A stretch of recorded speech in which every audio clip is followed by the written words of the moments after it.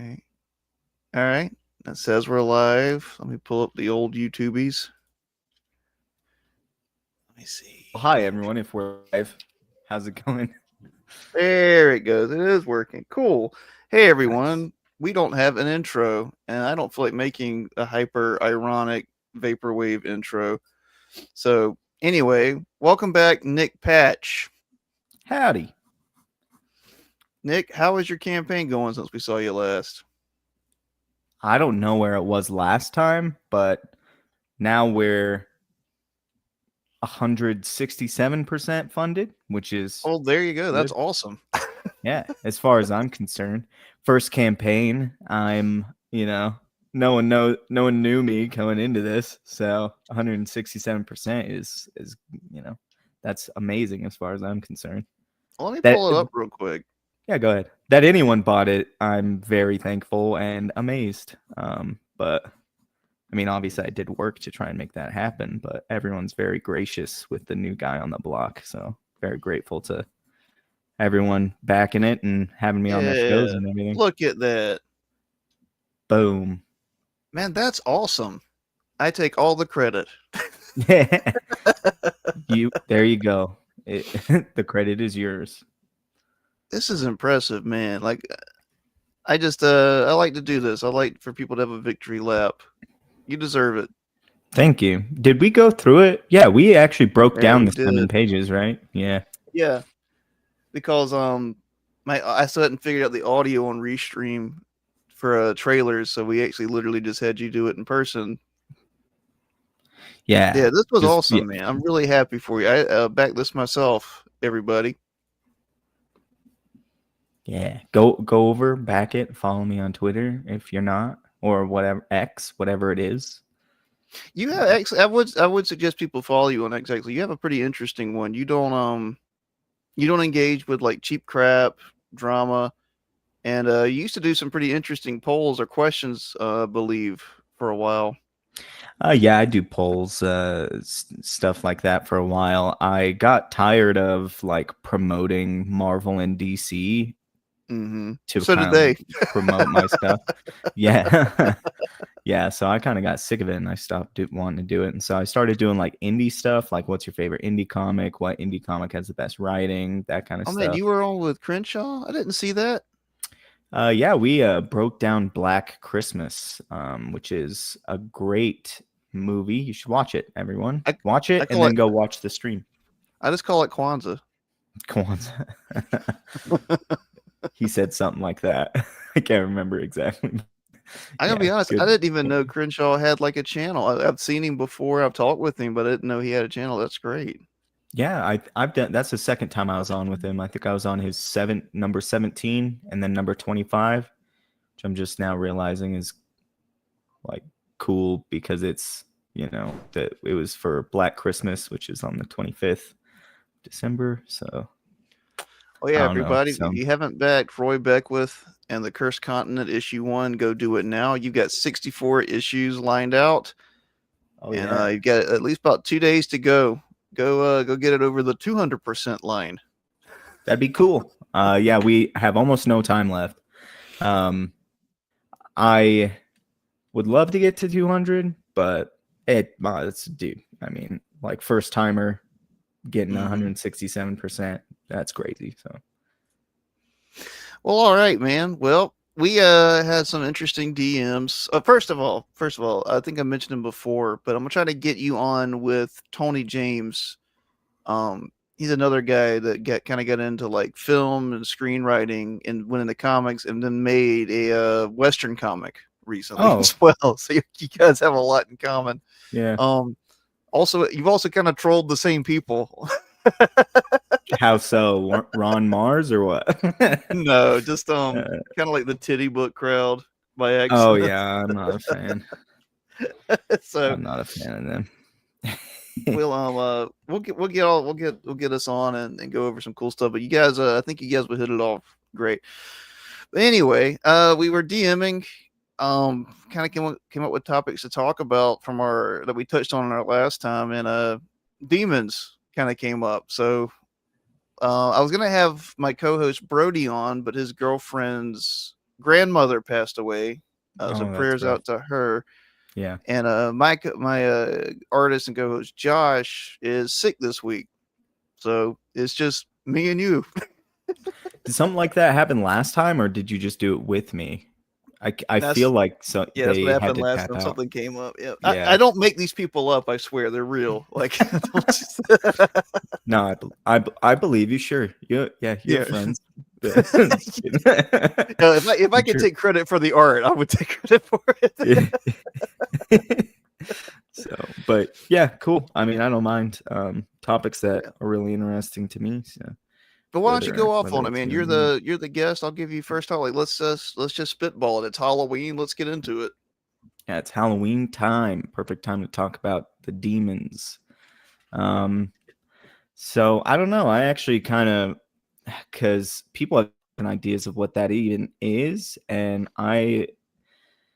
um, my entire writing system is based around fighting demons, like literally. So like, yeah, You got I an wonder. interesting theory with that.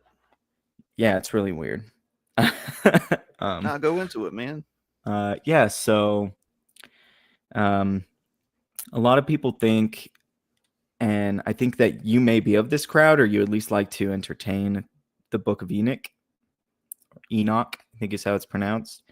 That demons were once Nephilim, and that the Nephilim were killed, and now they're spiritual, and they want bodies back. They want to become flesh again. Um, I would disagree with that. So I don't know. I'd like to hear your thoughts on that before I go off on that. Like, I would prefer a conversation to me just ranting. But, Sure. yeah, No, yeah, yeah, I have recently kind of come around to to finding that idea noteworthy, because not necessarily just because of the Book of Enoch, but a lot of the kind of texts at the time and a lot of the beliefs at the time, especially around Mhm. idols. Ancient civilizations didn't view idols as gods. They viewed them as these things that these spirits could possess, or at least attach themselves to. And ancient gods, which we would call demons, I do believe, like, the old gods that weren't Yeah, Yahweh, were demonic, were um territorial. So there's something there that binds, like, with flesh, blood, or the earth, or both, that they at least find important. And there is the idea that God divided up the nations after Babel, and he chose for himself Israel. And where it gets a little weird and a little speculative is, were these were the other gods that were put in charge, were they fallen angels, were they demons, or were they angels of the heavenly host that God put in charge to, like, mentor or lead these nations, and either they failed or the people failed? Regardless, the biblical narrative is that God unifies all nations under himself through Christ eventually. hmm yeah. So as far as what you think that the old gods are demons. I would agree. Yeah. So then are they trying to become flesh? What is their purpose? Because I think, like, even so, their origin is inconsequential unless it has something to do with how they act and how we should interact with them, right? Like, we don't need to know that a spoon was once iron ore and melted down to know that it's a spoon and what we're supposed to do with it, you know? We don't need to Yeah. know that it was in a factory. We don't need to know any of that. We just need to know what it is, how to interact with it. And so, like, the origins of demons, I am not as concerned with.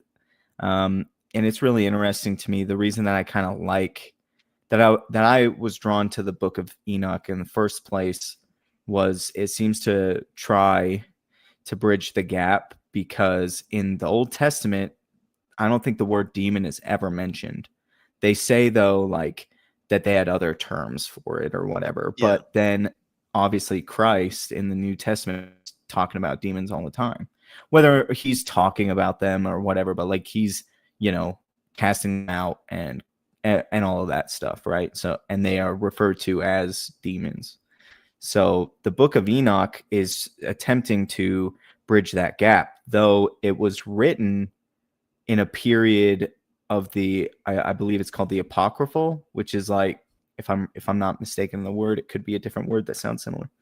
But what I'm trying to say is that they're basically like a bunch of texts that were written that we now don't consider canon, a lot of the times because they're attributed to people they weren't actually written by, couldn't have been written by, and stuff like that. And the Book of Enoch is one of those. So while I find it interesting, I think it's because I have it on my desk.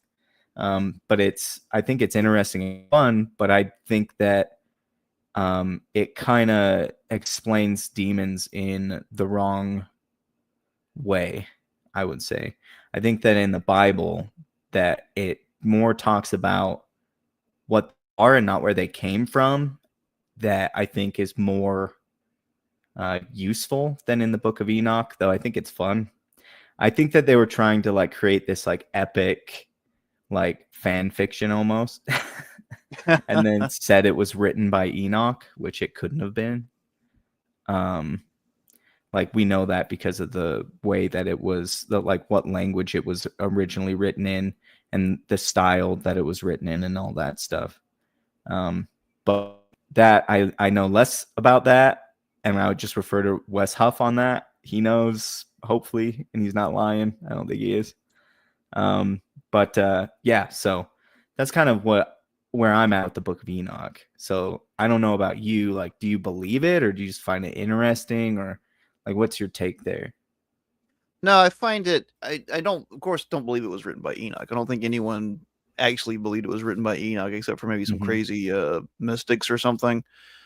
What I do, there are things that kind of, it definitely, I think, was written to try to fill in gaps, like you're saying. And I think those gaps are valid, or a valid attempt to be filled, if that makes sense. Like, we do know there's the strange instances in Genesis where it mentions the men of renown, mighty men roaming the earth, and then it very quickly jumps to, and it mentions that the Nephilim / giants were there on the earth at the time, and then out of nowhere it just jumps to God floods the earth. And the Book of Enoch, like you're saying, for people who maybe don't know, it attempts to explain that by saying that fallen angels, or angels, came to earth to mate with human women, and their offspring were these Nephilim and giants things. So it tries to explain that, and then it tries to explain that the angels and their children, the Nephilim, taught man basically how to do horrible things: witchcraft, astrology, advanced methods of seduction and magic, and things like that man shouldn't do. And that's what created the proliferation of that's what created the proliferation of evil on the face of the earth that God saw and wanted to destroy the earth.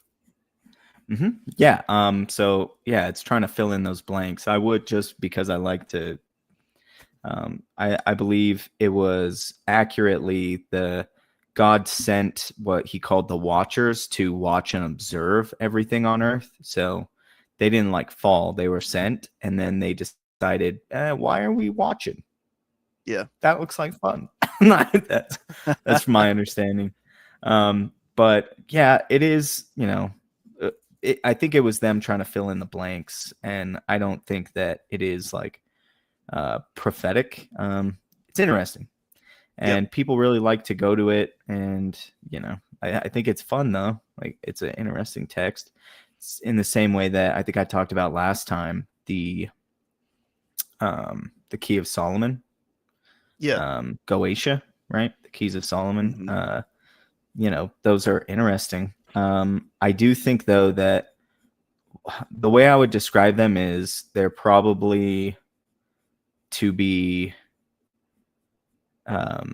you should take caution when reading them, because what's likely happened is that, and this is just like, I guess, my opinion, but this is what I would think is accurate, is that they were basically written by the devil, and they were written with some truth and some falsehood. And so, it's hard to parse apart as humans what those truths and what the falsehoods are. And you don't want to take on one of the falsehoods by accident. um, but they're fun. I like I was reading the Book of Enoch the other day, and I've read all of Goetia and the Keys of Solomon, and and I think this is actually a real text that was an interview with King James. Why can't I think of the name of it? But it's all about like witchcraft of the time and that kind of a thing. That text is interesting, but it is kind of like he's just talking, if that makes sense. It's not like he's preaching or anything. He's like just talking about it. Like it's called like a dialogue with King James or something like that. So that's an interesting text. But again, like if anyone's out there and they're like, oh, I want to get into this, I'm interested in these like occult kind of like texts and stuff, like you don't go to the devil to learn about the devil because he'll lie to you. You need to go to God to learn about the devil. So I would just say keep your Bible handy, read that, see what that has to say, and if anything is out of line for those texts with that, then I would think that it's probably false. That's the interesting thing, and get us back on track. Like I do think the Book of Enoch there are definitely things that filled in the gap that were held to some significance of Jewish thought. And the reason we say that is because it's often said that Peter and Jude quoted the Book of Enoch. They didn't quote the Book of Enoch. They did mention shared stories that happened to be in it. Does that make sense? Yeah. So it's of the culture and the time, and they both took from that. Yeah, 100%. I agree. So, but we don't have reason to then believe that what they both said was wrong, is what I'm saying. So the credence, I'm not saying the Book of Enoch is correct. I'm saying like a lot of things, it can have, let's say like 80% falsehood and 20% or 5% truth in it. Does that make sense? Yeah, or even like 80% truth or 99% truth, 1% falsehood. That's dangerous enough if it's the right speed, right? So that to say, it does. There are things there that make sense in a certain degree, and it's kind of like this. We understand God divided the nations, gave them to someone. We understand these false gods were someone, so we have to assume, if we don't want to use the term demons at the time, we could say fallen angels, or like I said, it could have been actual angels of the heavenly host that weren't fallen, but were not perfect leaders of nations, if that makes sense. Or maybe some of them fell through being worshipped and perpetuating that as gods.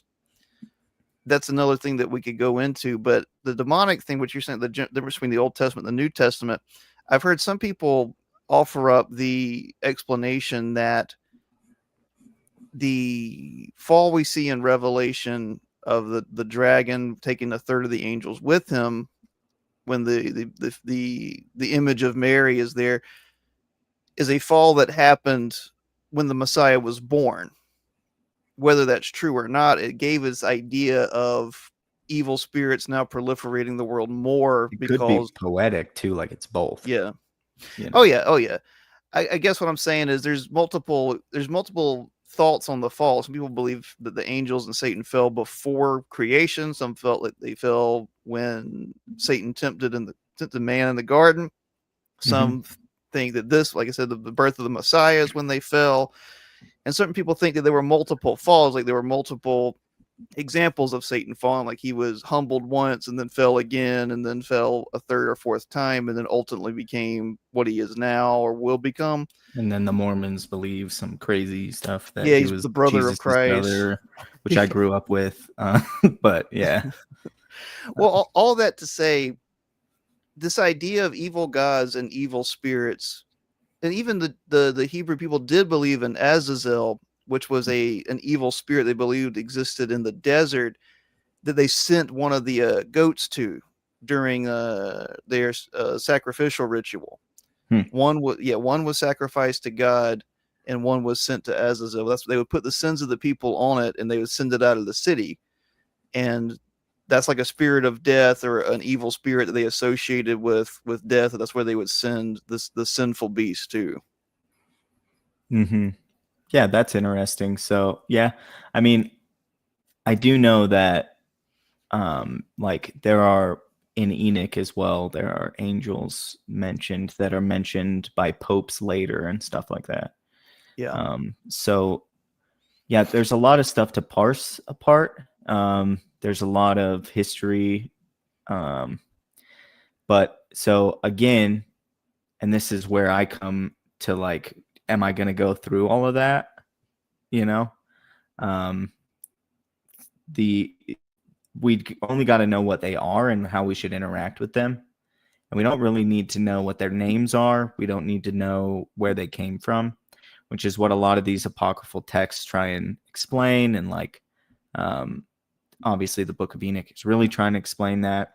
I will say though, as far as where they came, I think it's interesting to think of.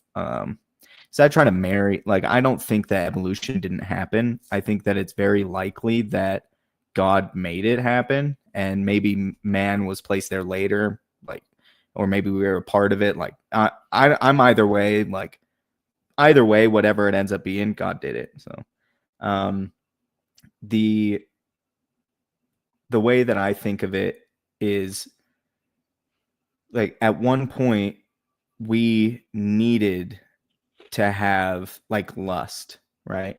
Otherwise, you'd never make kids ever. You know what I mean? Back when it was really hard, if you didn't have this like to live, like it was hard to survive. If you didn't have this overwhelming urge to have sex, there would be no procreation whatsoever. None of us would be here. The same with, like you might say, gluttony, this desire for food. It's like without that, again, Gluttony you're or screwed. hunger? Well, hunger, but like you could say gluttony, but I just mean the desire for food, at its base. So like the desire for food, hunger is not a bad thing, but at a certain point it becomes gluttony, and it was never that in the beginning. It was just hunger that you needed to have, because without hunger you wouldn't search for food and you would die. And you might not know why. Even you'd be like, why am I withering? But so I kind of see that as like that almost lines up with like all of angels. Is that at a certain point, like I don't think pride was always an awful thing, and I don't think lust was necessary. Like it was necessary back then. And then at a certain point, especially after like society comes in and we start to have more virtue and the world is better, like we've made the world better for ourselves as humans. We have farms, flocks of sheep, and things are, we've made things better for ourselves. Now you could actually be gluttonous. So like these angels in a sense fell. And I kind of marry these things, but ultimately like we'll never know probably. But like if that makes kind of as a metaphor for like what fallen angels could be, almost, it's like we needed these things at one time and then they became bad, and like you Oh yeah, can yeah. die of overeating, Yeah. I mean, and that's a wonderful, I think, poetic example. The principality or ideal that was in place that fell. Mm-hmm. Yeah, the pillar that was that crumbled. That's the interesting thing. And like fallen angels, like I said, I think that's another thing people kind of get. We kind of gloss over, at least in the tradition I grew up in. Like I said, it was usually just assumed that angels fell before creation or because of the fall of man. When it seems to me as if God gives angels warnings, as He has given man warnings. Like I think even some of the Psalms are written as a prophetic message where He talks about the sons of God You are sons of God, but you will die like men. Mhm. And these ideas that, and even in Revelation, people kind of forget that a lot of Revelation is God talking to the angels that are the lamps, that are the lights of the church, and He's warning them. He's not just speaking directly to the churches. He's warning the angels who are over those churches. So it's because, like, I think we kind of had this idea that angels are kind of robotic or didn't have any kind of will, and that doesn't make sense. Well, I mean, clearly they and like I like to make a couple. I think you're right. Is that like they have some, um, obviously, otherwise they wouldn't have gone against God, right? And they did. And so when we talk about the term angel, it's like that means messenger. Yeah. And so that is what I think demons are, is fallen angels. And so what I mean by that is they're not trying to possess people and become flesh. They just send you little messages. Um, and angels will are virtuous and they're trying to promote virtue within you, while demons are trying to do the opposite. They will lie to you to try and get you to sin. And sin isn't just bad for God, it's bad for you, both pragmatic and spiritually. But So the like only that's how, yeah. what I would posit though is these the term that is used, you're right, the term demon is not used like in the original text. I mean, I'm not a historian, I'm not a theologian, but from what I Mhm. can ascertain from listening and trying to read and learn, but the term unclean spirits is used, correct? Yeah. The term to the Jews at the time, the term unclean that is used would have been something like mixing, and I think that's one of the things to me that gives credence to the Enochian kind of fall idea of the demonic Nephilim spirit, is that this term unclean would have meant like a mixing of things that should not mix, such as like angel and man, if that makes sense. Now, I'm not saying that's airtight or airproof, airtight proof, but that to me that gives credence to that idea. And I can see where you're coming from. I would say though that like angels in that term, they're all they do is deliver messages. So they're not there to physically do things. They're there to just tell us things that God wants us to know. Mm-hmm. And Um, I think that's an interesting idea. That's one I actually haven't heard before, as demons being evil messengers. I mean, you've seen like the cartoon of the guys on the guy's shoulders, yeah, yeah, but that idea of these kind of messengers, they're being false witnesses of God's testimony. I think that's actually pretty profound. I would love to actually go through, because you could do like a 4-hour talk on just that, like the idea of words as power and words as reality being manipulated. yeah. So I have this really weird idea. Like in the Bible, it talks about it how I think it talks about, it doesn't use the word demon at the time because I think it's the Old Testament. Um, Thanks, Rev. yeah, and we should maybe go through some of the chats at some point. I haven't seen them go up. If you ever want to stop me, No, maybe man, we go can ahead, read go a ahead. couple. But yeah, so um, the Old Testament talks about, I think it says devils, but it's in Ezekiel, I think, or Isaiah. They both kind of talk about it, but they talk about how they send fiery darts into the hearts of men and something like that. Yeah, And what I take that to mean is like they're just, and it said from a distance, right? What otherwise, why are they firing darts, right? They're not where we're at, right? They're in a different place, which I would say the same is for angels. So the same way that Cupid has a bow, and I would say Cupid is like, um, yeah, he could be like Asmodeus, the demon of lust, but anyway. So they have like bows, and they are shooting flaming darts at us, and I believe that that's just lies.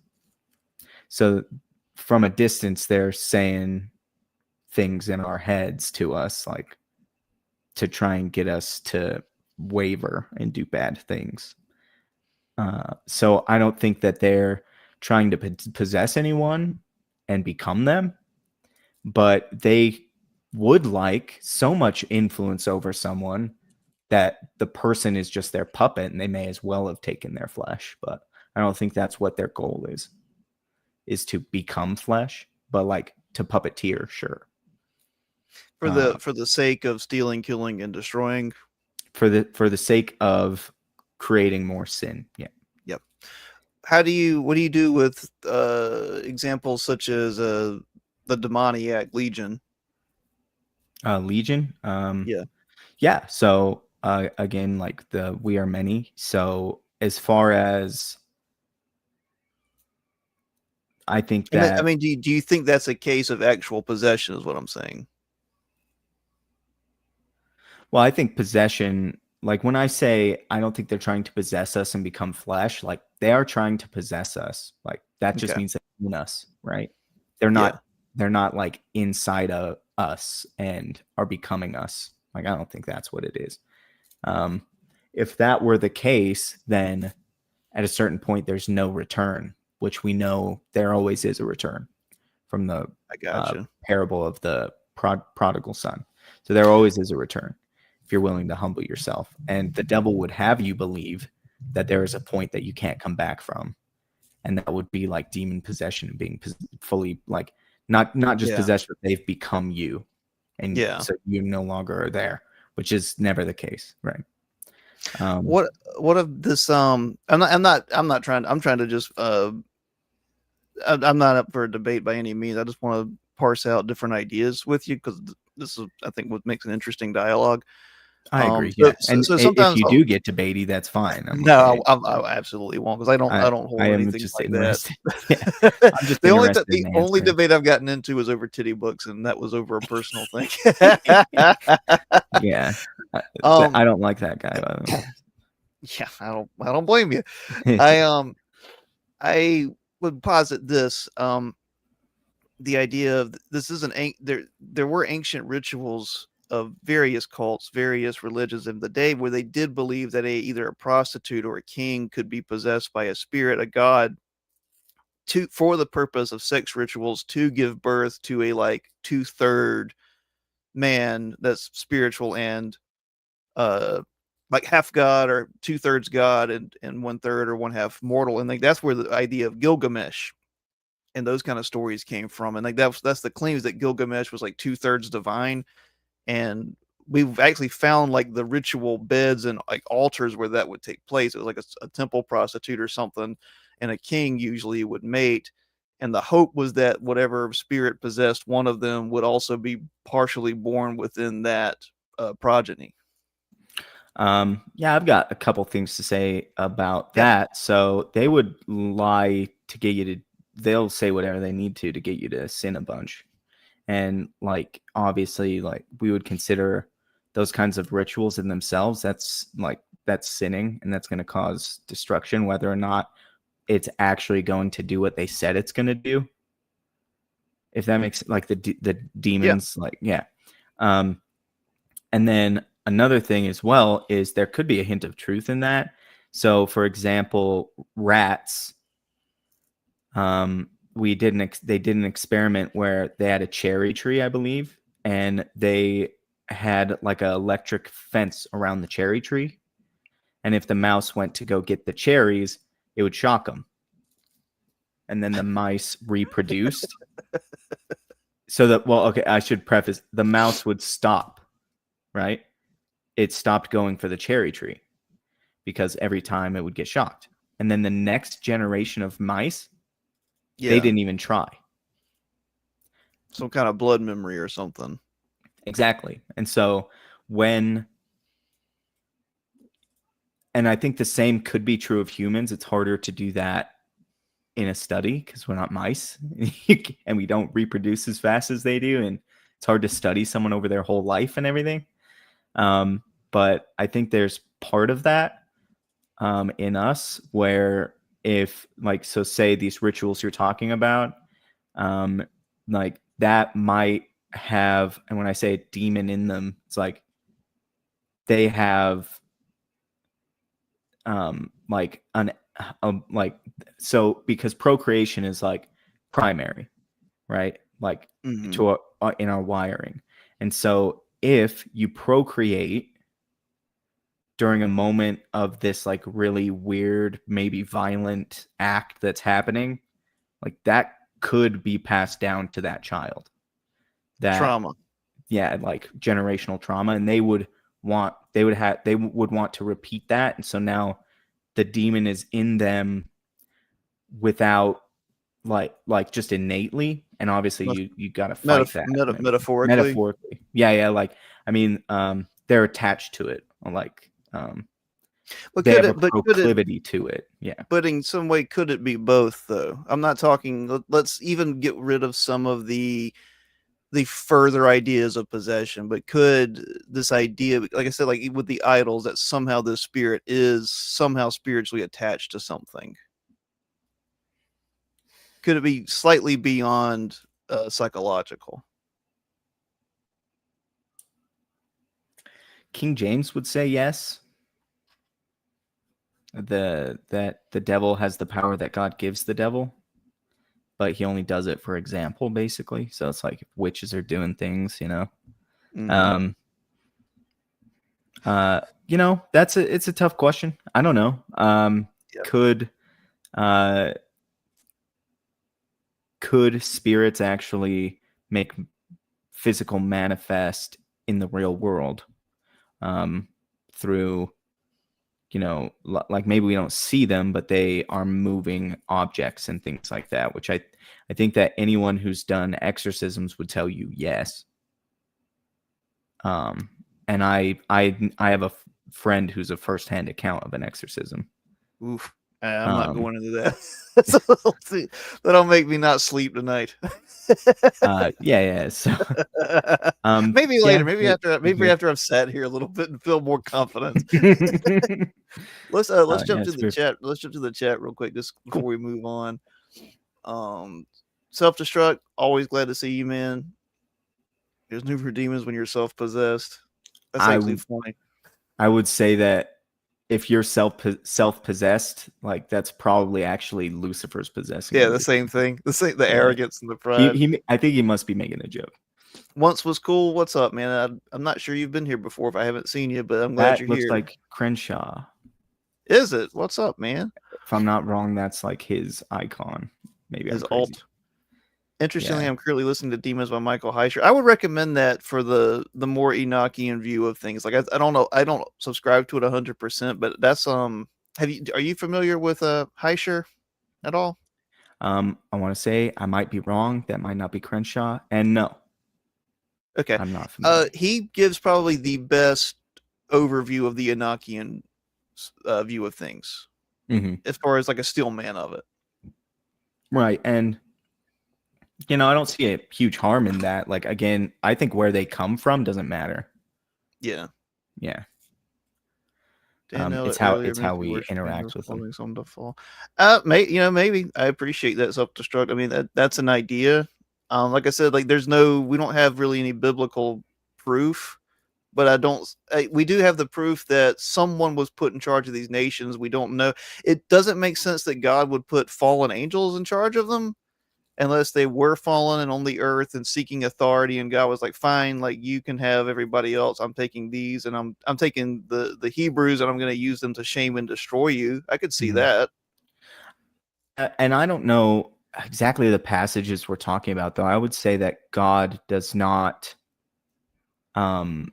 he does not take people. People choose to go with him. I will push back on that, because there are several verses where when he's condemning the Hebrews, the Israelites, where he's like, I was found by a people who did not seek me. Yeah. If that makes But sense. yeah, but when they saw him, they chose him, right? Yeah. That's what I I mean. So mean, like, but he did chastise them a lot. yeah, that might be true.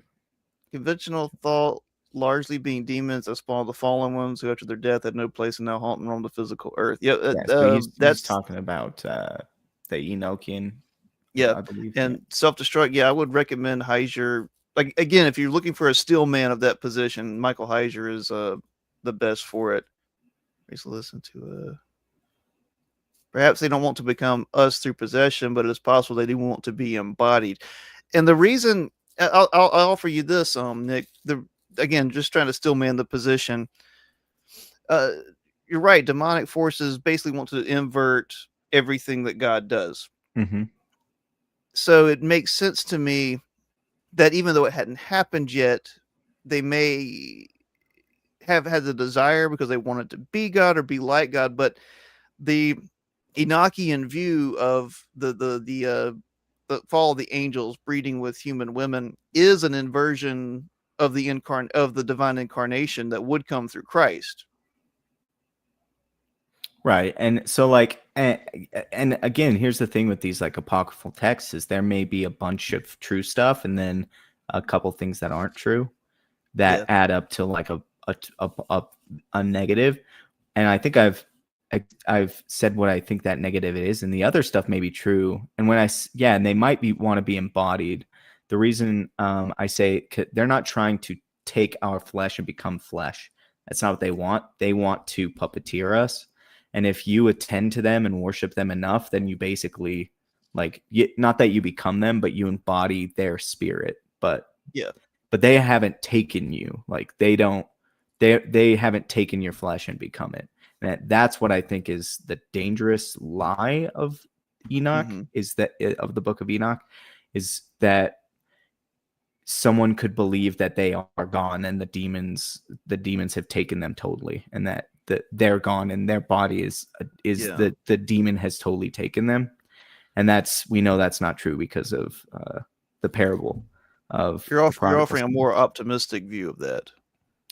Yeah, well, I mean, we know that there is always a path back, no matter what. Yeah. No matter how far you went. Like, that's not an excuse to keep going down the path you're on, because hey, I can always turn back. But it's like, it's not. It's gonna be a rougher and rougher road the farther down you go. The road back's gonna be rougher and rougher. But I think that's like the lie of the Book of Enoch, it's trying to sell. Is that it's that you can become, the demon can become you and you're gone. I gotcha. Yeah. This weird idea that someone is an offspring of a demonic union and that person is basically an unsavable human being too. Yeah, I wouldn't take that. I wouldn't think that God would let that happen, that from birth someone is damned. I gotcha. Yeah. And people might say, oh, well, what about Judas Iscariot, where he said that man he was given rather an have option. never been born. But it's like, that doesn't mean he was damned since he was born. It's just like, no, God, Christ looked at him and gave him an option. Yeah, exactly. Like he had a choice. Rev, He doubled down on it. As in they have earthly desires, but enemies fulfill them as roaming spirits. Again, I can see that, and this is not to try to pile a steel man against Nick. This isn't a debate or an argument, but I think this idea is growing because of Heischer. Again, I would recommend checking him out. I mean, I could see that, Rev, because again, I could see why wouldn't angels be tempted, as humans are to some capacity. I do believe they have to be tempted in some ways. Something, maybe I shouldn't say tempted, but are driven by some kind of desire. Somehow Satan had such pride and arrogance to look at God Almighty on the throne and say, I can do your job better than you. And I think that desire, I wouldn't even call it desire. I would just call it will, like free will. It's interesting. Well, now we're getting to stuff that I am in line with. So I think Lucifer. So there are the 7 deadly sins and the 7 demons that are associated with them. Yeah. Lucifer is pride. And the lie that he tells us is that we are better judges than God. And he feeds on a fear and attacks people who have a fear of judgment. And that's why people hide things, hide their sin. So they're afraid of judgment. And then Lucifer eventually gets them to believe, well, because people go, oh, well, yeah, other people don't like that I'm doing this, but whatever, like I'm going to do it anyway because I think it's fine. Mm-hmm. Or, oh, like one of the biggest examples of like hiding, trying to hide from God. You can't. Job, obviously. So, but yeah, like that's the lie that he sells, is that we can be better judges than God. No, and I think that's if we really want to get into it and get spicy, like especially with modern day, I think that's the root of the Enlightenment. I think the Like, what do you mean by the Enlightenment? the um the actual political and cultural enlightenment of the past 400 or 500 years. You're basically talking about like all of the atheist doctrine. Yeah, this idea that liberty is the number one goal of mankind, to be liberated from basically all authority, to not be judged, to not have any gods or kings. Mm-hmm. I think Yeah. it's a Luciferian idea. Yeah. Well, that's the thing is you can't be better than God. Like, God is the thing that brings consequence. Yeah. He has dominion. So like, if we think that we can do whatever we want without consequence, it's like that's never gonna happen. And people see it, not just like it's compounding on a society, but like it happens in their own life. Like all these OnlyFans girls are going to be miserable when they're 45. Oh yeah, and they're so, going to be so are the absolutely schmucks miserable. that pay for it. They're probably miserable now and just won't admit it, because they at least have these highlights of dopamine and money, but it's like that's going to be gone. Well, that was the promise in the garden. It was eat this fruit because it tastes good, and then suddenly you're dead. Yeah, well, it's more like it'll show you good and the truth of good and evil, or whatever, right? Yeah, promise Yeah, of yeah. knowledge, promise of, Yes. and that it was pleasing to the flesh to eat. Let me pull this up real quick. Rev, well, if they're passing their children through the fires of Moloch, turn them over to strange gods. Yeah, that's the thing. There's something in these old gods that sought to destroy, sought to pervert, and so much of it was sexual perversion or destruction of children. Yeah, Like so much of it was that. Jesus was all about protecting the innocent, protecting the children. Yeah, that's the pattern that follows all the way through the New Testament, as Herod tried to kill him when he was a child. Like this same idea.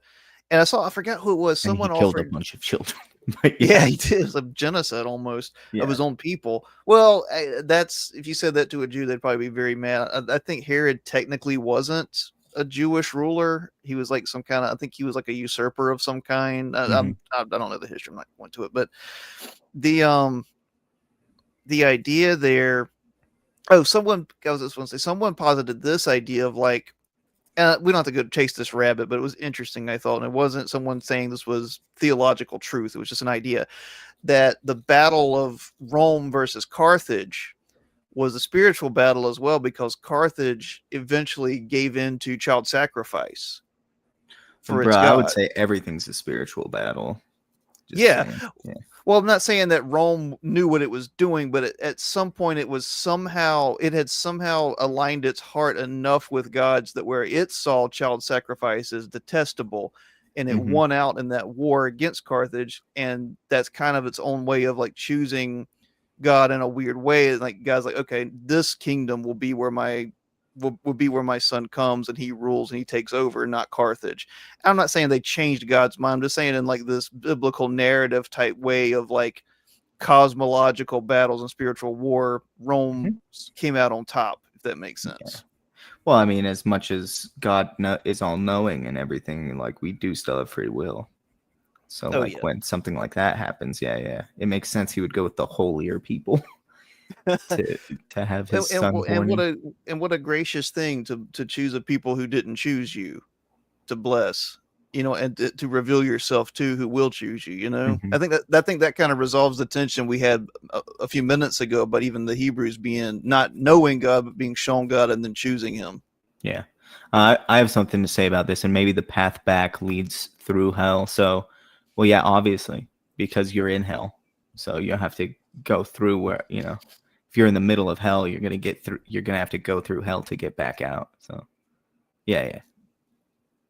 Also, modern digital era thought being who needs blank when we're all gods. Ah, yeah, yeah. Mm-hmm. Yeah. Mm-hmm. Everything comes so easy, and I see what you're saying. Like, everything's at our fingertips, that we have a lot of pride, and it's like, well, I can know everything, and it's like, but we're learning stuff all the time that we had no idea about. Like 5-10 years ago, we thought we knew everything as human science, right? And we're Well, learning stuff all the we're time, still doing child sacrifice. and we are still doing child sacrifice. Not you and me, No, hopefully, but yeah, they are. People are out there doing it. Um, but yeah, this so it's this is a fun topic. No one ever talks to me about this stuff. So. this is the only stuff that Josh and I talk about when we're not talking about, oh God, we gotta promote our book. It's like, no, we're like, this is the kind of stuff I'd love to have you, him, and Brody on a round table. And I'll get self-destruct in here. He's great if I can catch him on a good day for his for streaming. But no, it's this idea. I 100% agree with you. By the way, it's the I forgot who said it. It may have been C.S. Lewis who advised like an idea of demons, but to not be like to not study them. To be aware of your enemy, but it's the kind of enemy that's way too powerful. You're not gonna know it inside and out. And the more you try to know about it, the more you try to study it, the more it will dominate you. Yeah. So, I really like what you just said there. There's some stuff I'd like to talk about there at some point in the Key of Solomon. I think I may have mentioned it. Yeah. But the actually, I want to just say it. So in the Key of Solomon, it's all about how Solomon the king used a ring given to him by God, right? It's now called, it's fashioned the Ring of Solomon, and he would trap demons with it and take them under his control. And I think that, like, the whole truth of that story that is in there, like I said, like, there's a seed of wrong in all of these apocryphal texts. But I think the thing that's true that's in there is that if you try and control demons, they'll end up controlling you, because at the end of the book, Solomon ended up marrying, so he wanted to marry this girl.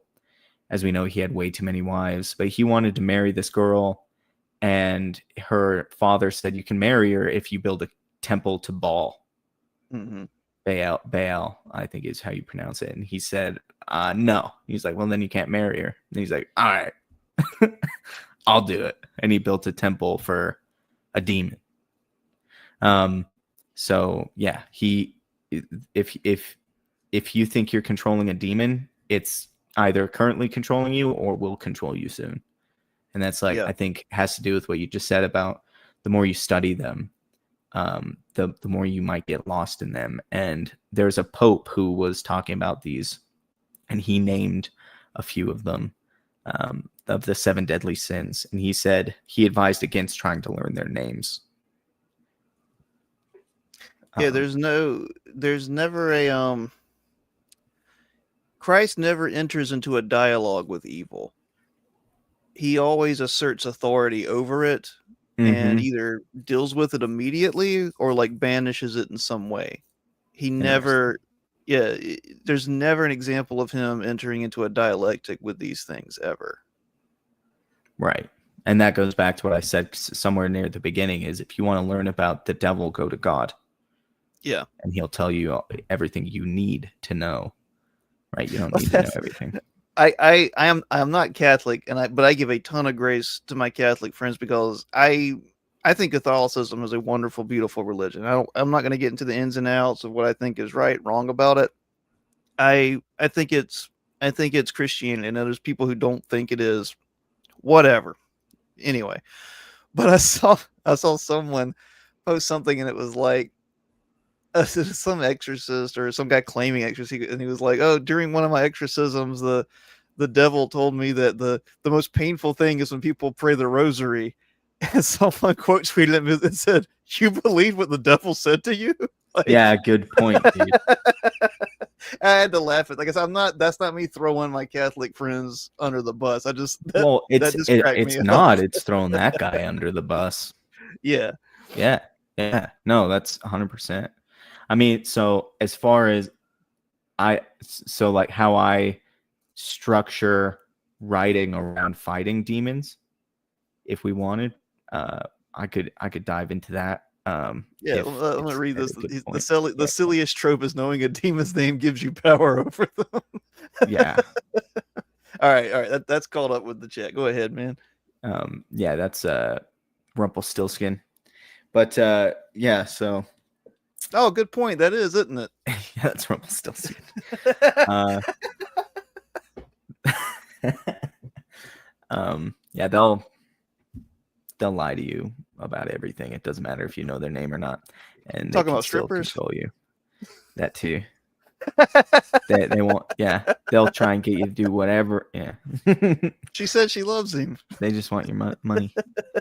I'm sorry, man. Go ahead. But yeah, I mean, you could go off, but yeah. So basically, people.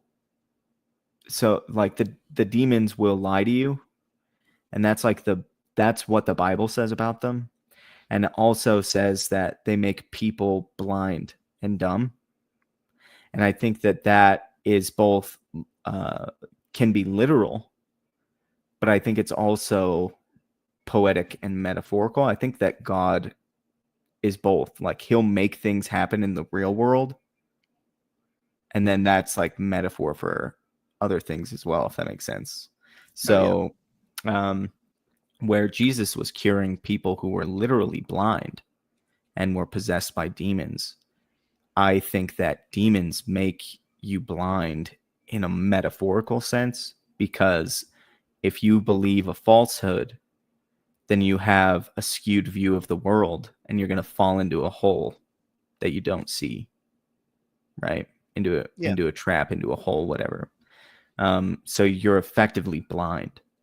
And I think also Lucifer specifically will make you dumb, not stupid, but that you won't speak. And that's because he attacks and exacerbates your fear of judgment. So then you won't even tell anyone what's going on with you, what's wrong with you, because you're afraid of being judged by them. And so that's a lot of the basis for what I do. But basically, like, you have what I call character core, which other people call it this, but mine's different. But you have trauma, and it is. They're missing stuff, dude. And I'll explain. So I used to say it was, you have trauma, and I mean like legit trauma, like not like these like snowflakes will say you traumatized me by saying that. That's not what I mean. Like actual trauma, like your brother like died of the Black Plague, like that's trauma, you know what I mean? Or like you had the Black Plague for a while, maybe, you know, like that's legit trauma. Which used to happen a lot more. I think nowadays it happens less often. Thankfully, stuff like that. We got the Black Plague figured out. We just have to have sewer systems. But so you have trauma, and that leads to fear, which is fear of a repetition of trauma. The fear of, and then the fear of fear, even. You could have that too. That one's a little, yeah, there's nothing left to fear but the fear itself or whatever. I would say you have to have some fear though, right? You know what I mean? Otherwise you're not prepared. Yeah, you can't become prepared. Like they say, there's no bravery without fear. So having no fear makes you stupid. Just saying. There's a bunch of holes you're just gonna be like, I'm not afraid of those, and you're falling them. So just, yeah. Anyway, so trauma leads to fear, which is, again, fear of repetition of that. And then there's your question, which is, how do I avoid that repetition? And you're going to get an answer. And guess what? You've got these demons shooting their little fiery darts at you, trying to give you the wrong answer. And they attack you when you're weak, right? Right after you've had a trauma. And there was some verse I found that backed that up, but I can't remember it right now. But they attack you when you're weak, when you're down. The devil attacks you when you're at your weak point, when something bad has happened. So they'll try and get you to believe a lie. They're sending you messages that are lies about your question, which is, how do I avoid this trauma, a repetition of it? And so this is what a lot of people have as their character core. So they'll have trauma, fear, and then desire, right? Mhm. And they don't understand what the hell's going on. Like, a lot of this stuff is vague and it's hard to even explain. But these things don't have to be connected to each other. There's no, like, the desire doesn't have to be born out of the trauma or anything like this. Doesn't have to have anything to do with the trauma or anything to do with the fear. It's like, a lot of writing advice is like, I'm sorry, but it's bullshit. It's this like fluffy fairy dust fugazi bullshit that you can't grasp or hold on to. And that's what I think that was, but they had something like, that's something there, fixed it. So you have trauma, which leads you to a fear of repetition, asking the question, how do I avoid it? And then you'll get an answer. And this can be a lie or it can be the truth. And then you also have, instead of desire, which I think is like, I don't like that word, hope instead.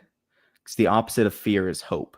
And I think that you would know that, right? Intuitively, once you hear it, right? And then you have that other question, right? So how do I get what I have hope for, right? Like, how do I pursue that hope? How am I going to get there? And you have an answer, and that, again, can be true or it can be false. You can either believe the angel or you can believe the demon. And I think that the arcs we want to write, when you want to write an arc, you have to start with the lie.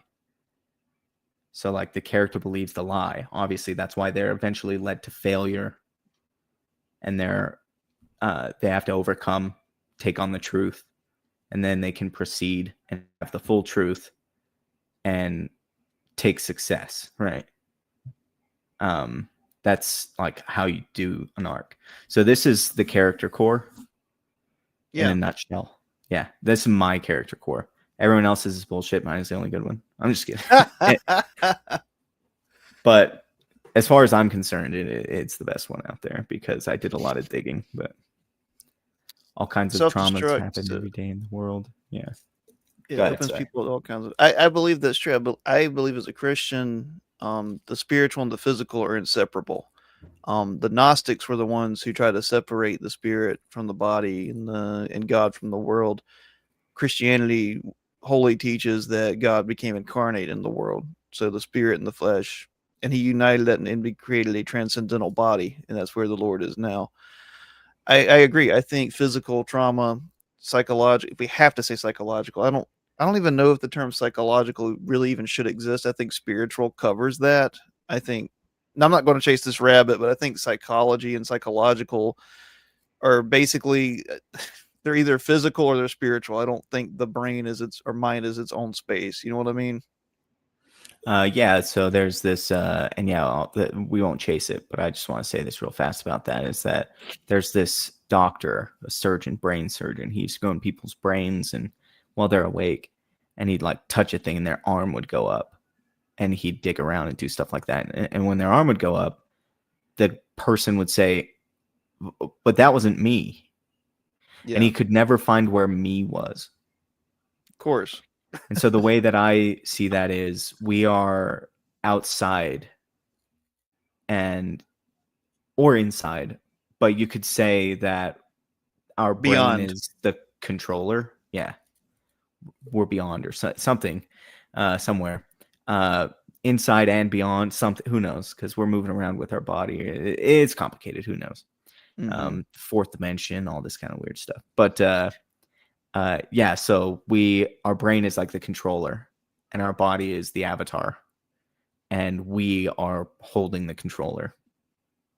Right. Well, see that goes back to me to that same idea of like the tethering, so to speak, of spiritual forces to the physical, such a and because I'm not trying to stillman it so much, but that idea of wandering kind of spirits makes sense to me of like a spirit without form, without any kind of tether, Mm-hmm. a demonic being, if that makes sense, like this kind of thing in arid places that cannot find a home, and it is always tethering it or trying to tether itself to something, whether it be a human or the pigs in the story of Legion or an idol, if that makes sense. Well, that's interesting. Yeah, that's not. I Yeah, mean, I'm not I see what opening you that mean. argument back up, but I'm saying that I'm just thinking about that, you know. Yeah. No, I like thinking about it. But to go to your side, to your point of things, there is the idea. Oh, again, this is what is quoted by by Peter and Jude. They both quote this kind of idea. I think of the fallen angels that were punished by God and are now kept in gloomy dungeons of darkness. Hmm. Do you believe those are the demonic spirits that are sending fiery darts at us? That that's the place they are that is separate from us? Well, I think hell is the absence of God, and I think Mm-hmm. that the easiest way to put it to me is that we're a painting on a wall with two sides, and God and the angels and Satan and the demons are on either side of this painting, trying to affect it in real time.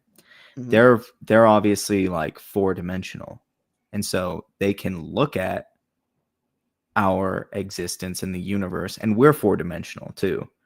But God has put us here to decide where we want to go. I got you. And we're in this painting, and the devil's affecting it, and God's affecting it. God has ultimate control over it, but they're in hell on the other side of the wall, and they're shooting darts at the painting. I got you, and that's a beautiful analogy. I guess I was trying to nail down. I guess more of it. I hate to see so literal or meta literal idea, because the idea that, like I said, that what we get is from Peter and Jude is this idea of these angels that are imprisonment for something they did.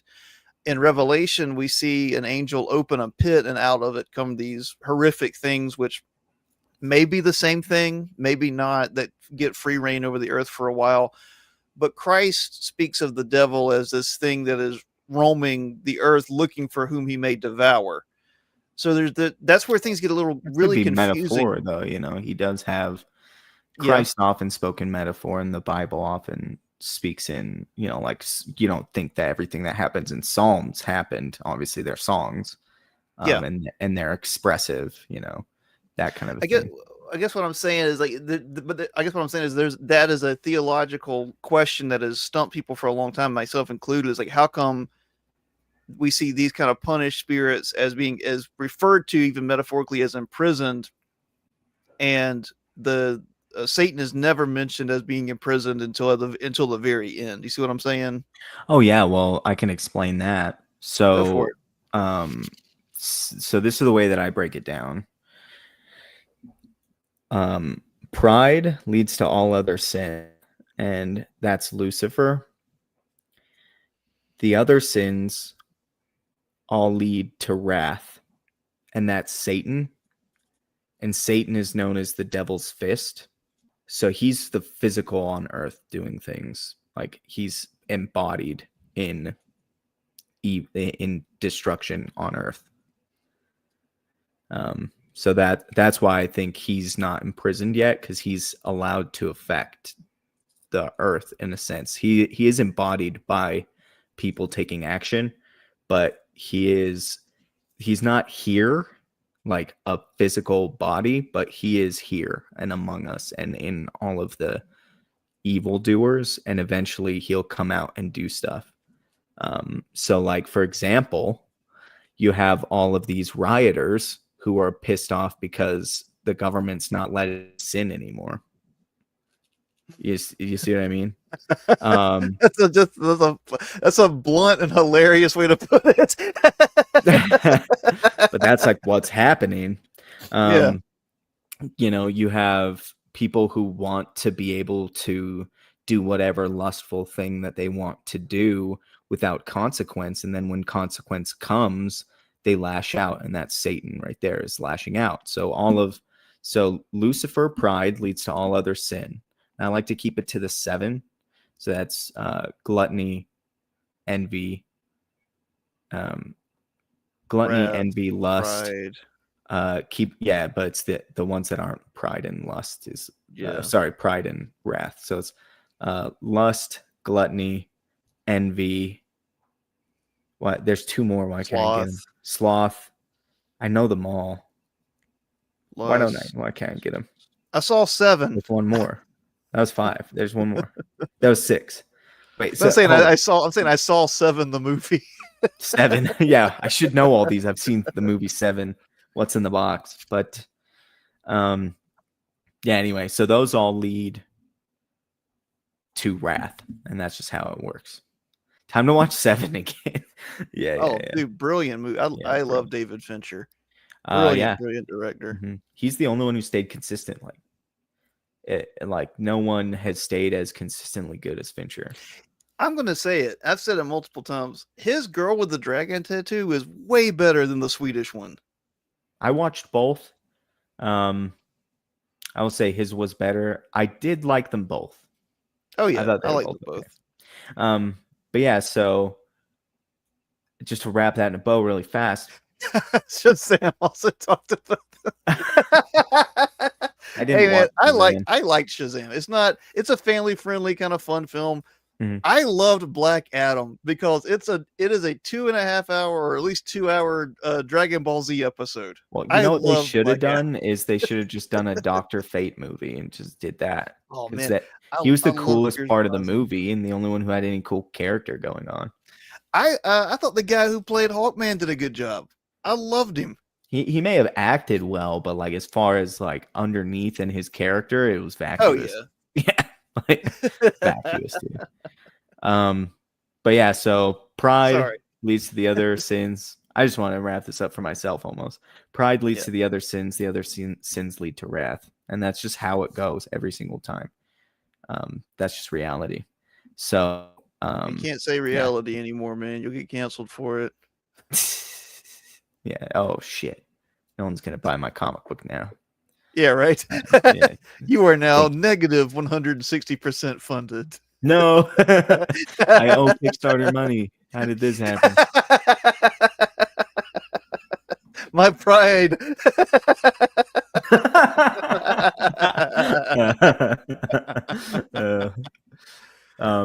Yeah. So, but that's how you attack them, is with the character core. So, like Lucifer attacks people with the fear of judgment and lies to us and says that we can be better judges than God. Right. So, but fear of negative judgment. So like if you're afraid of judgment, negative judgment, then you have a hope for positive judgment. But if you believe that you're a better judge than God anyway, then you're just going to do whatever you want. So to walk me through, hold on, let me pull this up. Mm-hmm. To Nick's point, as far as Lucifer and Satan coming from Hasatan, the adversary enemy, all leading to wrath, makes perfect sense. Boom. Thank you. I agree with you. I agree with you agreeing with me. Yes, sir. Walk me through this creative process, this idea of battling your demons. That first of all, it's a great idea. It also reminds me of the band Brand New. Like their website was called Fight Off Your Demons. And I thought that was cool. I loved Brand New. But anyway, continue. Well, I want to say that it makes me mad, and I love Buffy the Vampire Slayer and everything, but it makes me mad when is there another Buffy? That's a good question. Sorry, I'm I don't sorry. think so. Or like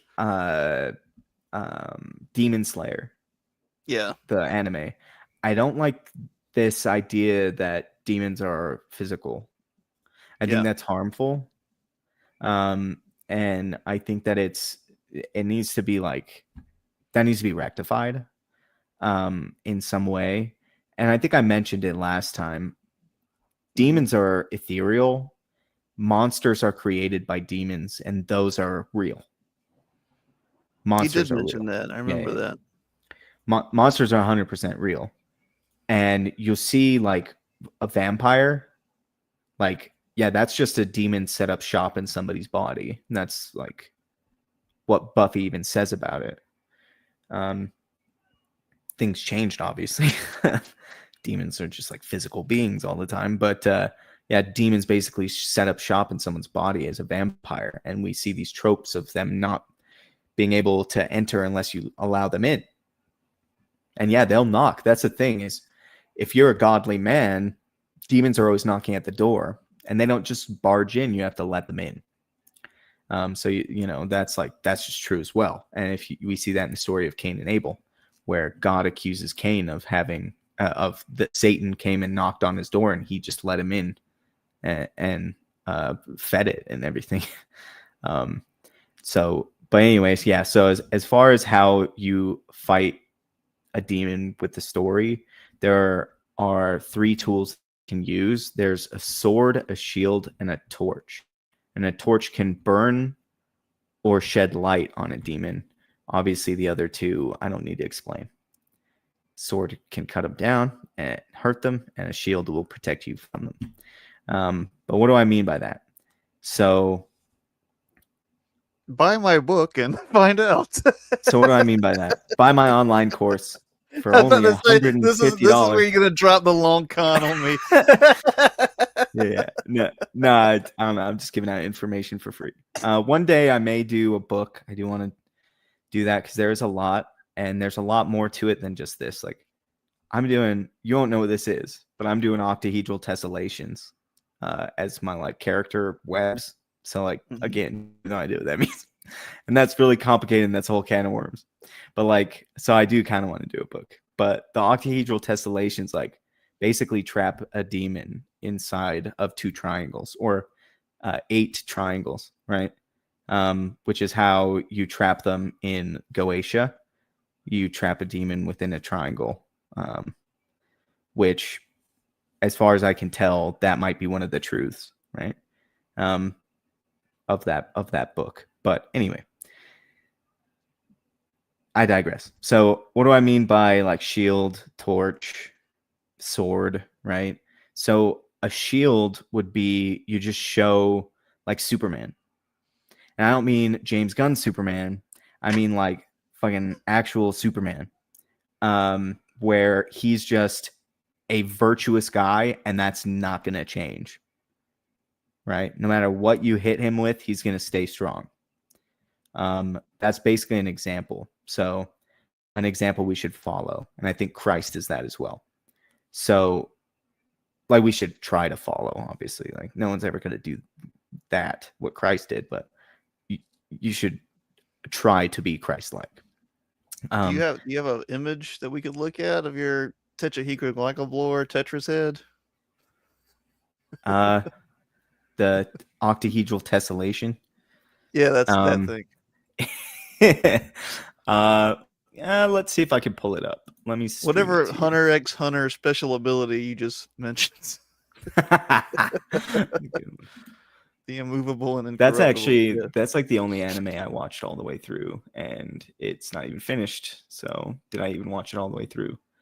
Not really. My neighborhood is about to get 2G fiber supposedly, and I Mhm. signed up for it. And I was telling my buddies like, "Yeah, I'm going to finish One Piece like before the creator does." Yeah, man. What he may never finish. He says I he's can't gonna. keep. I can't keep up with it. I mean, I like My the brother's '90s all into it. animes. Like I watch. I'm a Ava head. Like I watch Evangelion over and over and over again. I watch like Trigun, Inuyasha, and stuff like that. Like I can't do the new stuff too much. Yeah. I did I like am Hunter x pulling Hunter up though. a stream for you. You can. Yeah, I All liked right, Hunter x Hunter. That's the one I liked, and then like I watched some other ones, and I was like, this isn't as good. this isn't Hunter x Like, Hunter. yeah, it's like I got a really good example, if that makes sense. And This then is almost like Metatron's cube. How do I? what? Yeah, There whatever. we go. I was trying to zoom in, but Obsidian won't let me zoom in. So anyway, this is sort of octahedral tessellation. This You I talking about as a call cube sorry. in a cube. Yeah, in a cube. So it's wild. But yeah. Local man discovers geometry. Florida man discovers geometry. It's a cube, the Texahedrochromicron. So did you Yeah, make this? so What is Obsidian? Did you draw this or well, this is a 3D model. do you make 3D I did make models? this. I think I did this with basically I used Claude to make code, and then he was retarded and What? Claude the AI. Okay. So he made Never like heard of it. it's a one of the better, smarter AIs, but he's still retarded. So Claude made the basis of it, and then I basically had to go in and like just do it all by hand coding it. So You said make a cube. make a cube, make a 3D cube Make a cube but with sexy. This is what it spat out. but sexy, yeah. Someone, because I posted this on X, and someone said I'm distracted by the Tesseract. Yeah, And it I could be a realized Tesseract. it is a fucking Tesseract. Actually, like it literally is. I looked at Yeah, it. This is a Tesseract. I had no idea. I like just a made fourth this. dimensional, like a fourth dimensional cube. Isn't that what a Tesseract is? Yeah, and it can be represented in 3 dimensions by 8 cubic I can't remember. Anyway, Otto cubic Octavius. cubic pyramids. Otto This is Octavius. you. This is you, like sitting at your desk, going, "The power of the sun in the palm of my hand." yeah, basically. And it's a cube. It's a Rubik's cube. It's a Rubik's cube. I'm sorry, man. Cube. So No, you had it's like cool. you had like a vision of this, or No, basically like I was led to it though. by Claude? No, Claude. No, I had this and I was trying to make this in Yeah, a 3D image so that I could navigate it easier. gotcha. Yeah, Claude made something that was like bullshit, and then I just basically had to do it myself by coding. Next time, just search Windows 95 screensaver and you'll get it. I'm not trying to crap on your cube, man. It's just no, I get it. You can have a dancing baby underneath it. You're waiting for it to hit the corner. So I perfectly of saw the this screen. in a dream. This is how I fight demons. I know. Yeah, it seems weird, right?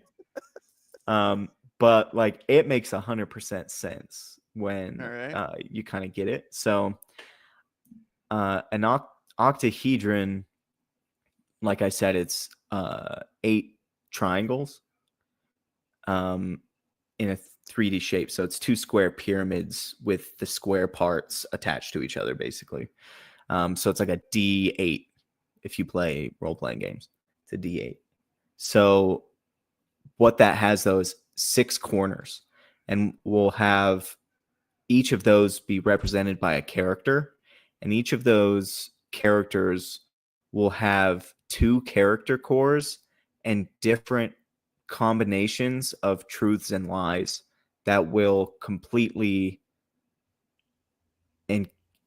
it will completely show the full picture, basically. Like every combination of lie and truth, and it will Mhm. basically completely like expose that demon's lies, right? Um, Mm.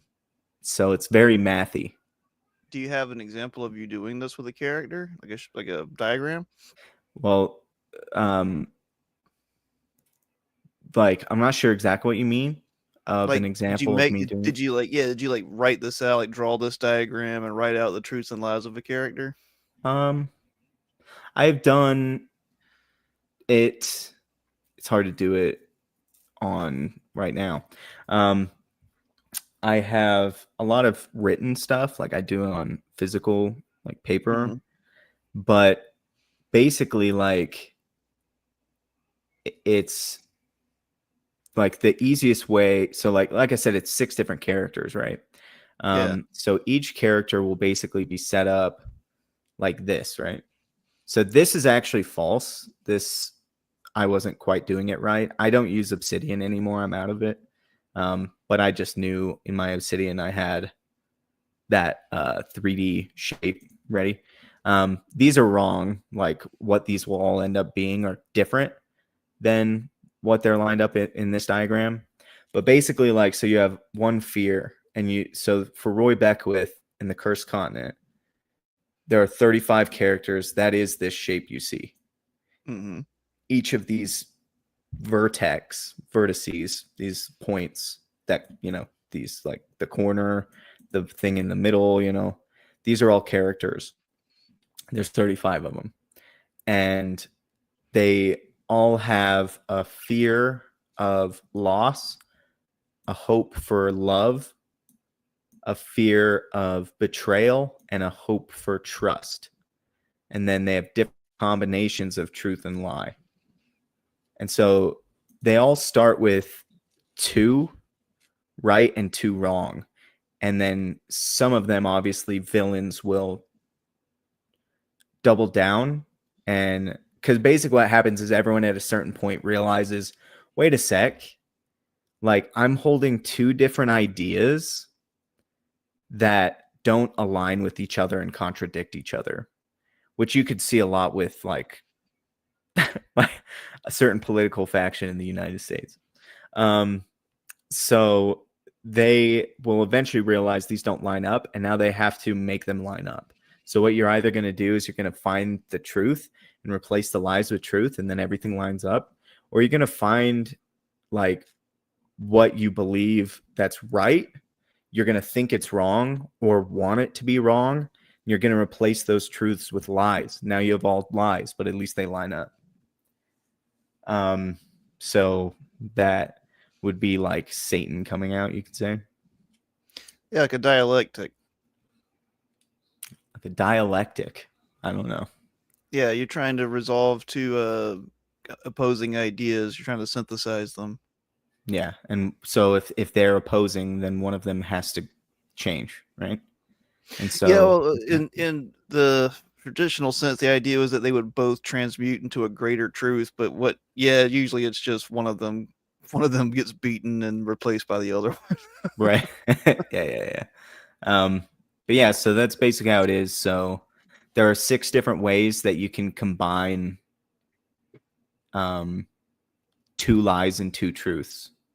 So like let me try and highlight those. I gotta tell you, man, this is the weirdest D&D session I've ever seen. it's yeah, definitely This not. is my character sheet. Yeah. What's the other one? Which one am I missing?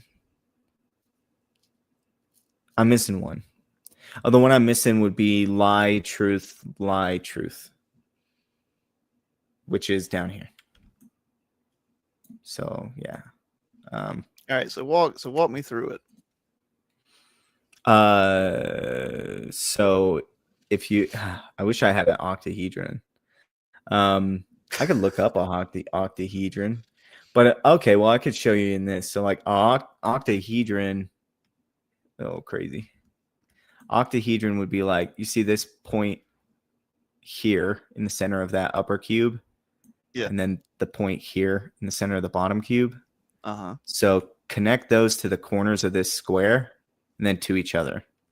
It's an octahedron. Gotcha. Yeah. So that's 6 different vertices, and each of those vertices will have like 2 truths and 2 lies that'll be different. So truth, lie, truth, lie. So obviously this character has the right idea about how to avoid repeat trauma, but the wrong idea about how to pursue hope in both scenarios. So it knows how to avoid being betrayed and losing people, but it has no idea how to connect with people and how to love them or how to trust them. So Gotcha. yeah. And then this character has both lies about love and loss, but both truths about betrayal and trust. This is the opposite of that, obviously. So has things right about love and loss, but things wrong about trust and betrayal. This character, go I'm ahead. sorry. I'm laughing because I just thought like when you're done, you're gonna scroll to the bottom and it's the GameCube logo. It rolls itself out. Behold, the perfect shape. Yes, sir. I'm sorry. No, it's cool. I actually, like, as far as the cube, I would have done it different a little bit now. Okay. But anyway, so yeah. But This is so fascinating. This is the most fascinating thing that like I've heard like an indie creator talk about, including their book. Like this is awesome. This beats like Dan Harmon's stupid circle to hell. Like well, that's actually how that's what it starts with. His is wrong. yeah, it's Dan Harmon. Dan Harmon's is wrong. Yeah. So again, his is like fugazi. So like Joseph Campbell had the circle and he didn't have any symmetry, but he kind of had the idea that it's a circle and had certain things right, like departure and return and certain stuff like that. But he had a bunch of stuff in there that are just tropes and don't need to be there. Then Dan Harmon simplified it, added symmetry to it, but it's again fugazi, and it's this like weird heady like, oh, and then in step 5 you find yourself, and it's like, what the does that mean, dude? Please explain what that means. It's more like you find the truth or you double down on the lie, right? That's where you would find the truth, is in step 5. It's where you change. Like his is messed up, but I have to give him credit because like it led me to the right one, which I would say is the one that I'm using. Hopefully. I love your confidence, by the way. Thanks. I think that's great. I think that's missing. Yeah. A lot of people are like, oh, I don't know. It's like, nah, man. I don't know. No, I spent 10 years doing this, so it better be right, dude. I spent 10 years figuring this out. Better be. Better be, dude. I spent 10 years figuring it out, dude. It's the GameCube logo. It's the GameCube logo. Finally, I found it. It's the GameCube logo. No, you don't understand, guys. This traps demons. I know it sounds weird, but it does. All right. So in the metaphysical sense, in the spiritual sense, and the story writing sense of art, it traps demons because it helps you isolate the truths and the lies. Yeah, so like for example, all of the new media nowadays has demons in it. And then when you watch it, it transfers it to you and you have no idea. Okay, it has, go into that. Like for example, the character who cheats on their husband ends up having the happy ending and looks like the good guy. Subversion. Yeah. Mm-hmm. So you think narratives convey with them a sense of spiritual force? Well, why do you think people say that demons are in books and like you could trap a demon in a book, and if you read certain passage of a book that it will come out? Oh no, I agree with you. I Yeah, think yeah. I think narratives, which are an orientation of the world, representation of an orientation of the world, obviously are spiritual. I think Tolkien would agree with you on that. Yeah, yeah, I think he would as well. I think same C.S. Lewis. Some of the really good ones. I like those too.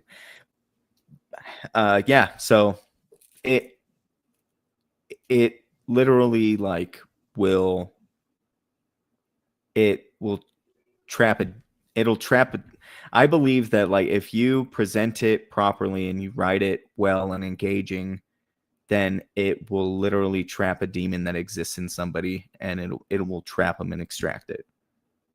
Now that's some powerful alchemy almost. Almost, yeah. I actually think that alchemy, it's very possible that alchemy was talking more about stuff like this than people thought, because it was all code. They had to do it in code. So people think alchemy means weird stuff that it doesn't mean. And I do think that alchemy has something to do with this. Actually, I would like to look into it before I write my book, and like really go into the source material. But from my cursory knowledge, that's my feeling. And what's that book going to be about? Yeah, it would be about this stuff. About like I at one point I was gonna call it because Campbell had complexity and Harmon brought symmetry and simplicity,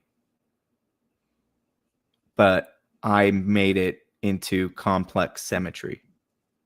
So I was going to call it complex symmetry. But that doesn't really convey what the book's about. So I don't know how I'd call it. But yeah, it's just about all this stuff. It's about, and then at one point I was going to call it the writer's grimoire. Yeah, if that's not taken, you should call it that. Yeah, the writer's grimoire would be a cool name for it. But yeah, and like I was going to go into all the demons and different monsters and what lies they tell, and like what their counterparts, what the truths that their counterparts tell, like Uriel and all of the angel, Gabriel and Michael, what Azrael, truths they tell. yeah. Yeah. Go into all of that. But I thought it would be lost on everyone, especially if I hadn't done it yet.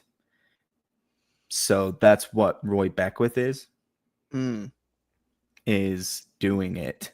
And that's all of this crazy stuff I just showed you. That's all represented in the narrative of Roy Beckwith. You need to talk. I will hook you up with this guy. Let me pull up his name so I don't mess up. I think it's Brad Kelly. I need to get you in touch with Brad Kelly. He let me find him real quick and I'll send you a link to him on Twitter. He is a fascinating guy. We met through I met through Brody. He hosts the Method and the Madness podcast, where they do everything. They talk this kind of stuff, the esoteric, the divine, and art together. Mm-hmm. And he's a very articulate, very smart guy. Let me grab his thing real quick to send to you. Yeah. And we had him on before. It's a wonderful conversation, but he would absolutely love this, and you would love to talk with him. That'd be interesting. I'm definitely, I love talking about this stuff. So anyone who will listen to it. Yeah, and talk with me about it. He is a wonderful resource for this, because he is all about the intersection of the physical, the metaphysical, the superstitious, the hyperstitious, and narrative and structure and all this kind of stuff together. Like, oh man, so I should actually have both of you guys on, because I would love to be part of that conversation. That'd be cool. Yeah, right. Yeah, I'm down. That sounds really cool. So man, that's kind of what I tried to do. Lecture. You could do like a lecture series on this. I fucking could, yeah. Well, you should. Well, like I said, it took me 10 years, but I don't think it would. I don't think anyone would be convinced without like an example of it. Because Yeah, obviously I can't go and say, well, Tolkien is this, because like how would I even know? Like how could I even break that down? Like you maybe could. You could say, well, obviously, like you could see, oh well, Frodo is afraid of this, but hopeful for this, and he believe, you could really try and break that down if you wanted. you That's just should. way too much. That's a lot. Like, because I don't. And then what if it doesn't line up with it? Then it's like, well, there I goes a mean, waste. Like, you no, know. I mean, it just means you have to update your system a little bit. I think you're onto something. It might not be 100%, but I mean, but Campbell wasn't either, you know? Yeah. Well, I mean, my system is so versatile that like you could do all kinds of shit with it. Like I have, yeah, sure, I've got the octahedron, but like you could do triangle. That's a trichotomy. You could do just a line, a straight line. That's two characters. That's a dichotomy. You could do as many as you want. Like, and like there's more to it. Like I've scratched the surface with you. Like I'm I've just scratched the surface. Like there's more to it. There's act structures. There's there's more than 100 act structures that are possible, and like all this stuff, dude, and like complementary act structures and complementary webs and all this crazy Behold, stuff. Yes, this is we are these now trap back to demons. Ava. You're welcome, Rev. Yes, You have these summoned demons. the angel Ramael from Evangelion, my dude. Was that right? Yeah, it's an angel from the anime Evangelion. I think Ramiel is one. Natural angel. But yeah. I've never seen Evangelion. You need to, dude, because it is 99% aesthetics that just work, and the almost the entire dialogue doesn't matter. It's just beautiful, and when you watch it, it moves you closer to God with how bizarre it is, and it's amazing. It is unbelievably a Gnostic story by accident. Really? Yeah, it's beautiful. Well, if I you've mean, heard of sacred geometry, then like oh yeah, I listen to Tool I listened to Tool. and Yeah. Rush. I know all about sacred Yeah. geometry. But yeah. I do some sacred geometry. Rev, But you read my mind. yeah. No, this is super fascinating, man. So you on a narrative level, on a like if we had to say like conscious or psychological and spiritual level, this you believe this is a tool that fights demonic forces, and I think that's awesome. I think that's like I said, I think that's probably the coolest thing I've had on my show. Well, like I wouldn't even just say I think it. I would say that is the case, and I could prove it. But yeah. Then you have to do it. That's what's awesome. Right. Yeah. I do want to do a series and a book, like I said. So I was going to do 2 books. It was going to be the writer's grimoire and the writer's I can't remember. It was going to basically it was the dictionary. It was going to be like the dictionary infernal, but like for writers basically. So just break down every demon and all the monsters that are under their dominion and all the lies they tell and like all of that. So it's going to be 2 volumes. He's gonna call it "Own the Demons and Their Lies." The demons and their lies. I think that one's a chapter. That's basically called that. But yeah. I do want to do it, and I want to do like I could do a lecture series and stuff like that. But like and who knows? But I have like, to write scripts for Hollywood. but I have to do stuff. Yeah, I need Hollywood to pick up my scripts and pay me for it. Yeah, they're totally gonna pick you up after this, dude. Yeah, Mammon. Elon Musk, you're listening? We're gonna fight some demons. Maybe some of the ones you've created, but this is gonna be the one that's gonna make you create as if you were canceled. It's gonna be the stream. That's okay. I don't know what to say, man. This is like really cool. I want you to sit in front of me for like 10 hours and like explain every part of this now. That's it would take that long. I don't know how long you're trying to stay on, but I will just talk about this You're like, first forever. of all, we got to put salt around the area. Like we had to First salt the off, ground we're gonna and light salt some a candles. triangle of salt at the threshold of the house. No, I'm just kidding. No, like I'm being serious. Though. You should have this in a presentation format. This is what you should be going on like shows to talk about. Yeah, well, I mean, I did an interview with Lucid Comic. You know Yeah, him, yeah, I yeah. think. I saw Yeah. that. And he only released the first half, and we hardly got into any of this stuff. But we get into a lot of this stuff, but not about the demon stuff, just about the structure stuff. But yeah, it's like you can use it pragmatically without believing it fights demons, and it still is like useful. But, you know. All right, everybody, look at the left of the screen where his words are. It says business contracts, Oh, it's comic all book up there. colorist, and then you jump down character web and you get this, and then it goes mystical talismans. It was Like, all in one place at one what point. Yeah. document is this? So this obsidian, you should think about it. Obsidian's really cool because what this is called is a vault. So like it houses a bunch of stuff in it. You know, like there's a bunch of documents. So It's a like, notepad. yeah, Obsidian is a very complicated notepad app. But yeah, you could go in all kinds of stuff. I know it's just funny. It's like we're getting a glimpse into your creative processes. It's like, oh, I need to call Jim about the colors. By the way, here's how you ward off Satan. By the way, some mystical talismans. It's gonna say like buy eggs for mom, and then it's gonna be like blood rituals? Question mark. Yeah, exactly. This is awesome, man. It's hard to explain, but yeah.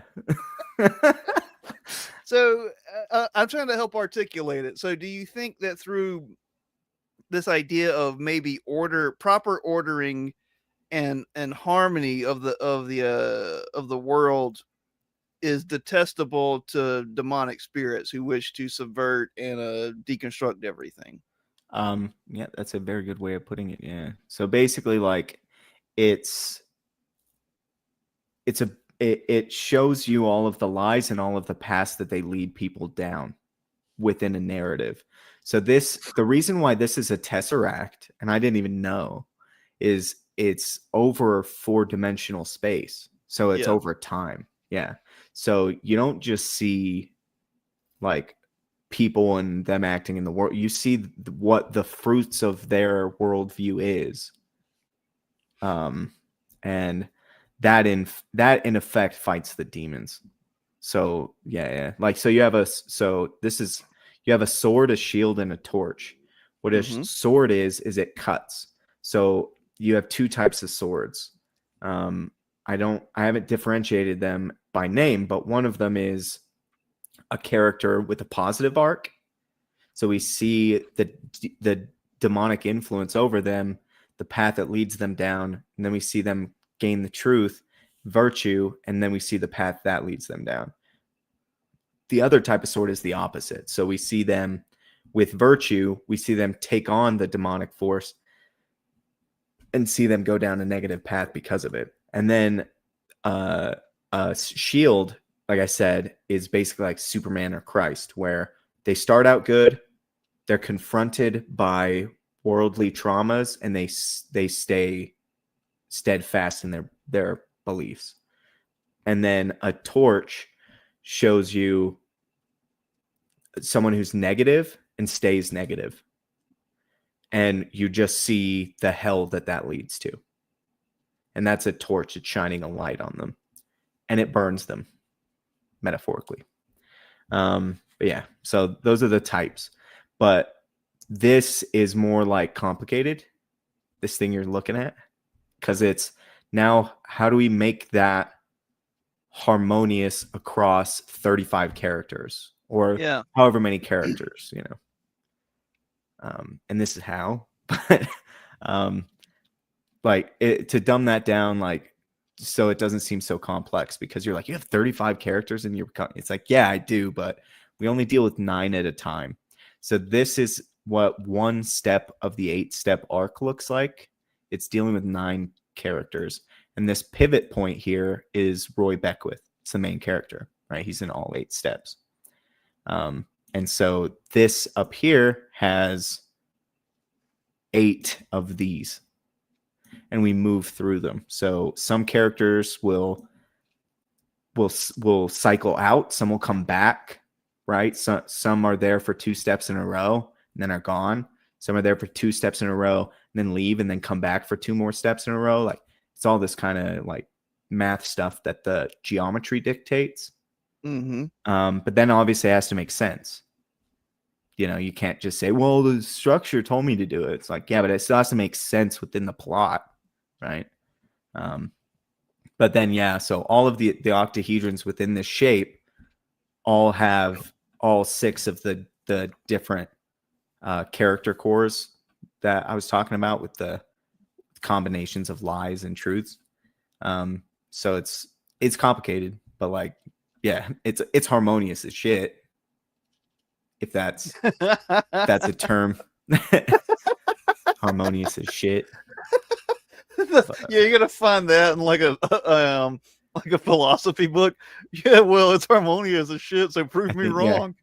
I think Blue Oyster Cult said that. That's Blue Oyster Cult quote. So yeah, it's complicated and it's hard to like get into it all and like not just lose you. Yeah. Hopefully you're following. Do you have any do you have any questions like about it or like about like practical uses or like whatever? Oh, of course. I've got about 4 hours worth of questions. you drop this like tetrahedron on me, and it's like it wards off spirits, dude, and it's 35 characters. Do you get it? Yeah. And of course, I have questions about it, but not right now.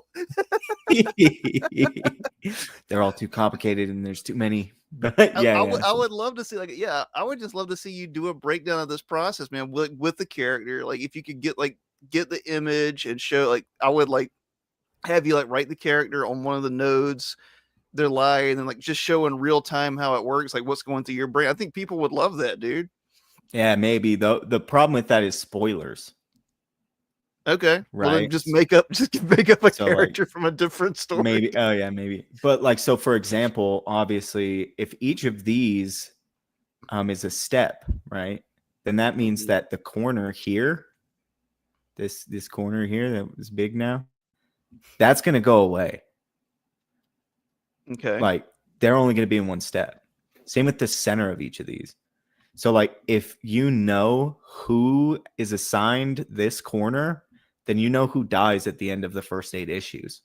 So like I can't, you know what I mean? Or this center one, like now you know stuff. That's spoilers. So like that's why it's like tough.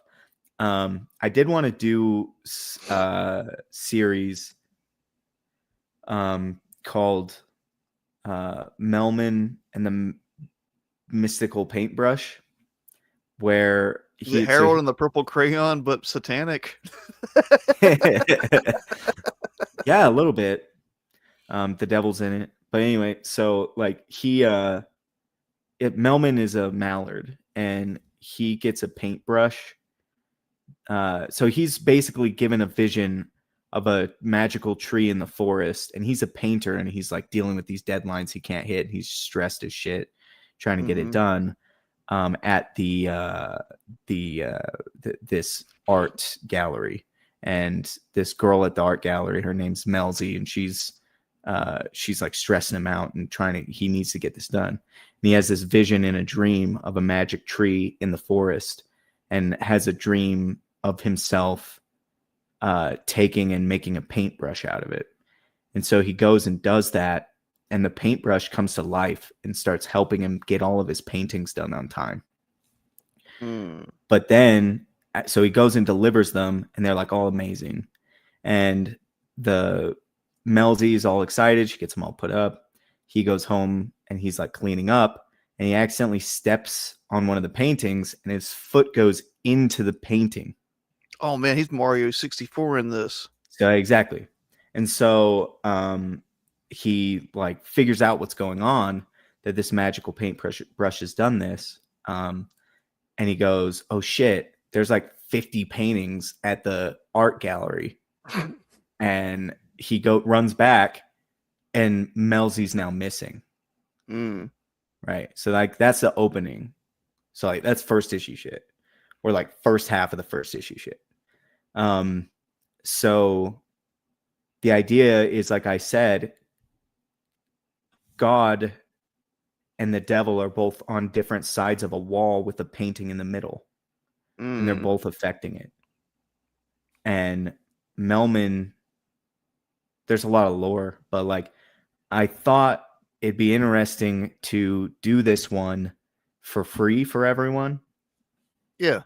And go through and live stream all of the processes I go through.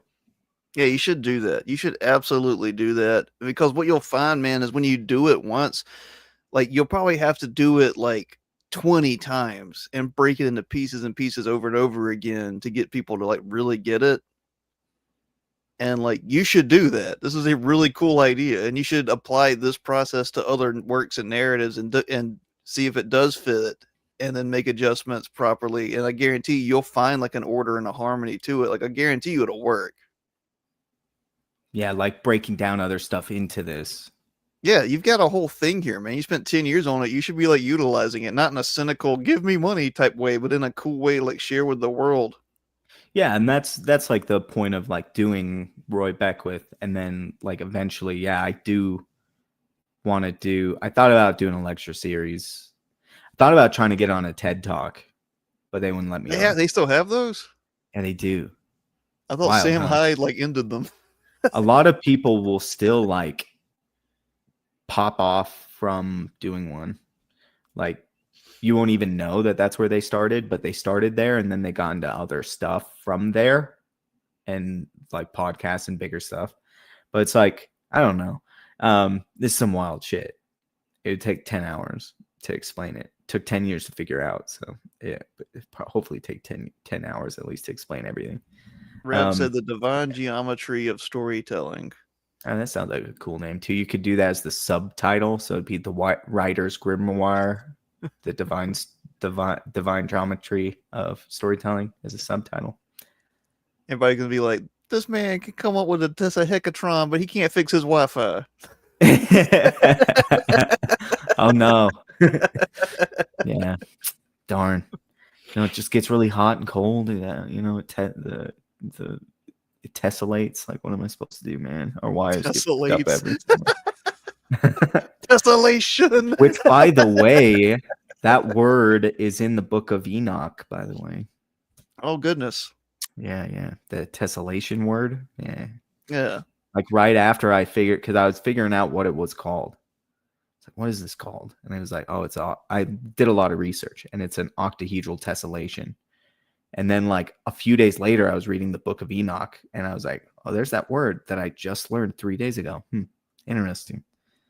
But yeah. Yeah, man, you should be all about this. This is, we jumped from like, let's talk about demons as a mythological concept. And you were like, hold on, let me break out my storyboard. Hold on, let me show you how to fight demons pragmatically. Here, let this. But yeah, it's insane. Maybe I'll double down on it. I did it, like I said, I posted about it. Like mainly, I will just say what I do is insane, and then I'll leave it there. Join us next week as Dan and Josh live draw the adventures of a young Elon Musk clone wielding a GameCube to vanquish hordes of demons. The only problem with that is he's created demons with Grok companions. So what do we do with that? Yeah, right. So I don't know, man. We did a, but we did a kind of a dive into Nick Land and the AI demon idea last week. Brody and a guy named Jojo, and I did.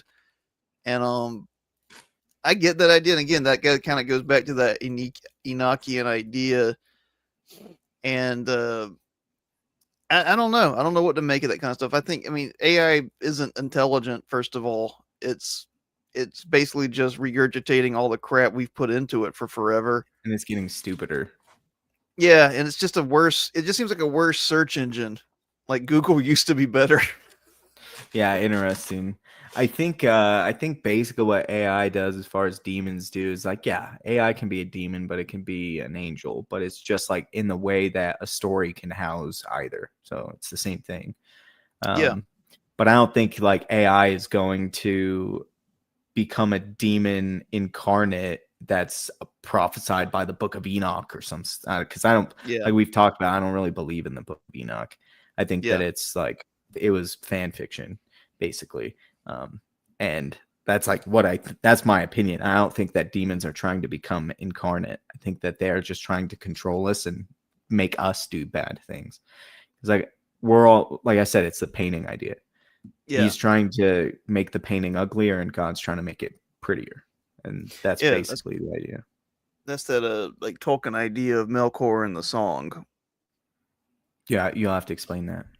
At the beginning of the Tolkien universe, God Iluvatar he's conducting a song, and all the, I forget, Maiar or whatever they called, the angels or whatever, they're all in unison and harmony. They're all, and then Melkor is the one, the demonic figure that tries to make his own song during it, and of course it causes discord. Mm-hmm. It's interesting. I didn't know about that. Is that in the Silmarillion. Silmarillion? Yeah, Yeah, I have it. I haven't read it. no one's read it. But yeah, well, because it's hard to read, dude. Yeah, I haven't read it. I've got it over here. I've got the entire trilogy in that. I've never gone Yeah, through the Silmarillion. I did all of Dune, but I couldn't do the Silmarillion. yeah. Famously, Tolkien sent Dune back to him and was like, "I don't have anything nice to say, so I won't say anything." That is something I disagree with Tolkien on. I absolutely loved Dune. I I thought didn't it was read it, fantastic. but I I did. thought the movie was good. The first one, I didn't see the second one. I've been too I busy. refused to watch the second one because I know what they did, and they changed so much from the book. It's not even like artistic preferences; like it changes entire like arcs, and I was like, nah, Well, I'm not see, doing that. yeah, so this is the problem with the devil cannot create; it can only Yeah. just corrupt and destroy, and we see that over and over and over again. Hocus Pocus 2 being the perfect example, dude. I didn't watch that one. Oh, I was dude, like, it was good. awful. I was so bad, dude, and it made me very upset because, like, not that Hocus Pocus is like an amazing piece of art, Yeah. like it's pretty good, like as far as like kind of family Halloween movies go, but like this new one, like it just humanizes the witches like beyond Oh, of belief. course it Yeah, does. and like, yeah, maybe they were trying to steal children and stuff, but they were good at it's not their fault. It's the patriarchal men of their society Didn't in their they time. in the first one, didn't they like kill a guy and like sew his mouth shut and curse him forever? Yep, Like that's because in he the first cheated one. on her or something. Yeah. Oh, I thought it was because they stole his sister. No, no, Like, no. That's the bit. That's the cat. They turned him into a cat. That's the beans. okay. Yeah, yeah, yeah. No, like, well, I don't know if he cheated on her, but it was like her lover, and they had some kind of quarrel, and so she did that to him. Yeah. That sounds awful. Like, Yeah, it is. Yeah. No, they're just good people, and it's not their fault. It is the patriarchal society of their time that like made like turn them looked at them like bad people because they were like female empowerment and witches and stuff, and it wasn't any of their fault. It was someone else's fault, and then the decisions that they made were only because of them, and they have no free will of their own, so they're fine. They're good people. if they had enough free will to be witches, maybe they needed more patriarchy. Maybe. But like you get my point. It's like, oh yeah, they don't have agency. It's all someone else's fault that made them make the bad decisions they Yeah. made. It's like, come on, Oh, yeah, guys. Like, that's and that is the satanic line from like Gnosticism and the Enlightenment on, is that Satan is this anti-hero that's trying to bring enlightenment under an oppressive tyrannical force. And it's like, okay, got it. He's a victim. Every bad guy's a victim, and yeah, all exactly. yeah. He's just trying to do good. Yeah, right. He just sucks at it. Yeah. Well, He's not like evil. the He just farted. I haven't heard that. But like the Mormons believe that he wanted to force everyone to choose God, and God was like, no, they got to be able to choose for themselves. And that was like kind of like the discourse they had. And Jesus also was like, no, they have to choose. Like they were all up there talking to each dude. It's some crazy stuff. It's some crazy stuff, man. Like it's so far variant from like mainstream Christian. But at least they're having a lot of kids and are decent people, as far as most of them, anyways. So at least it they could got be that. worse. It could be Mhm. like, Could be Muslim. Arabic. Yeah, but I say it could be like Arabic speaking countries, but you just came out and said it. They could be. Just saying.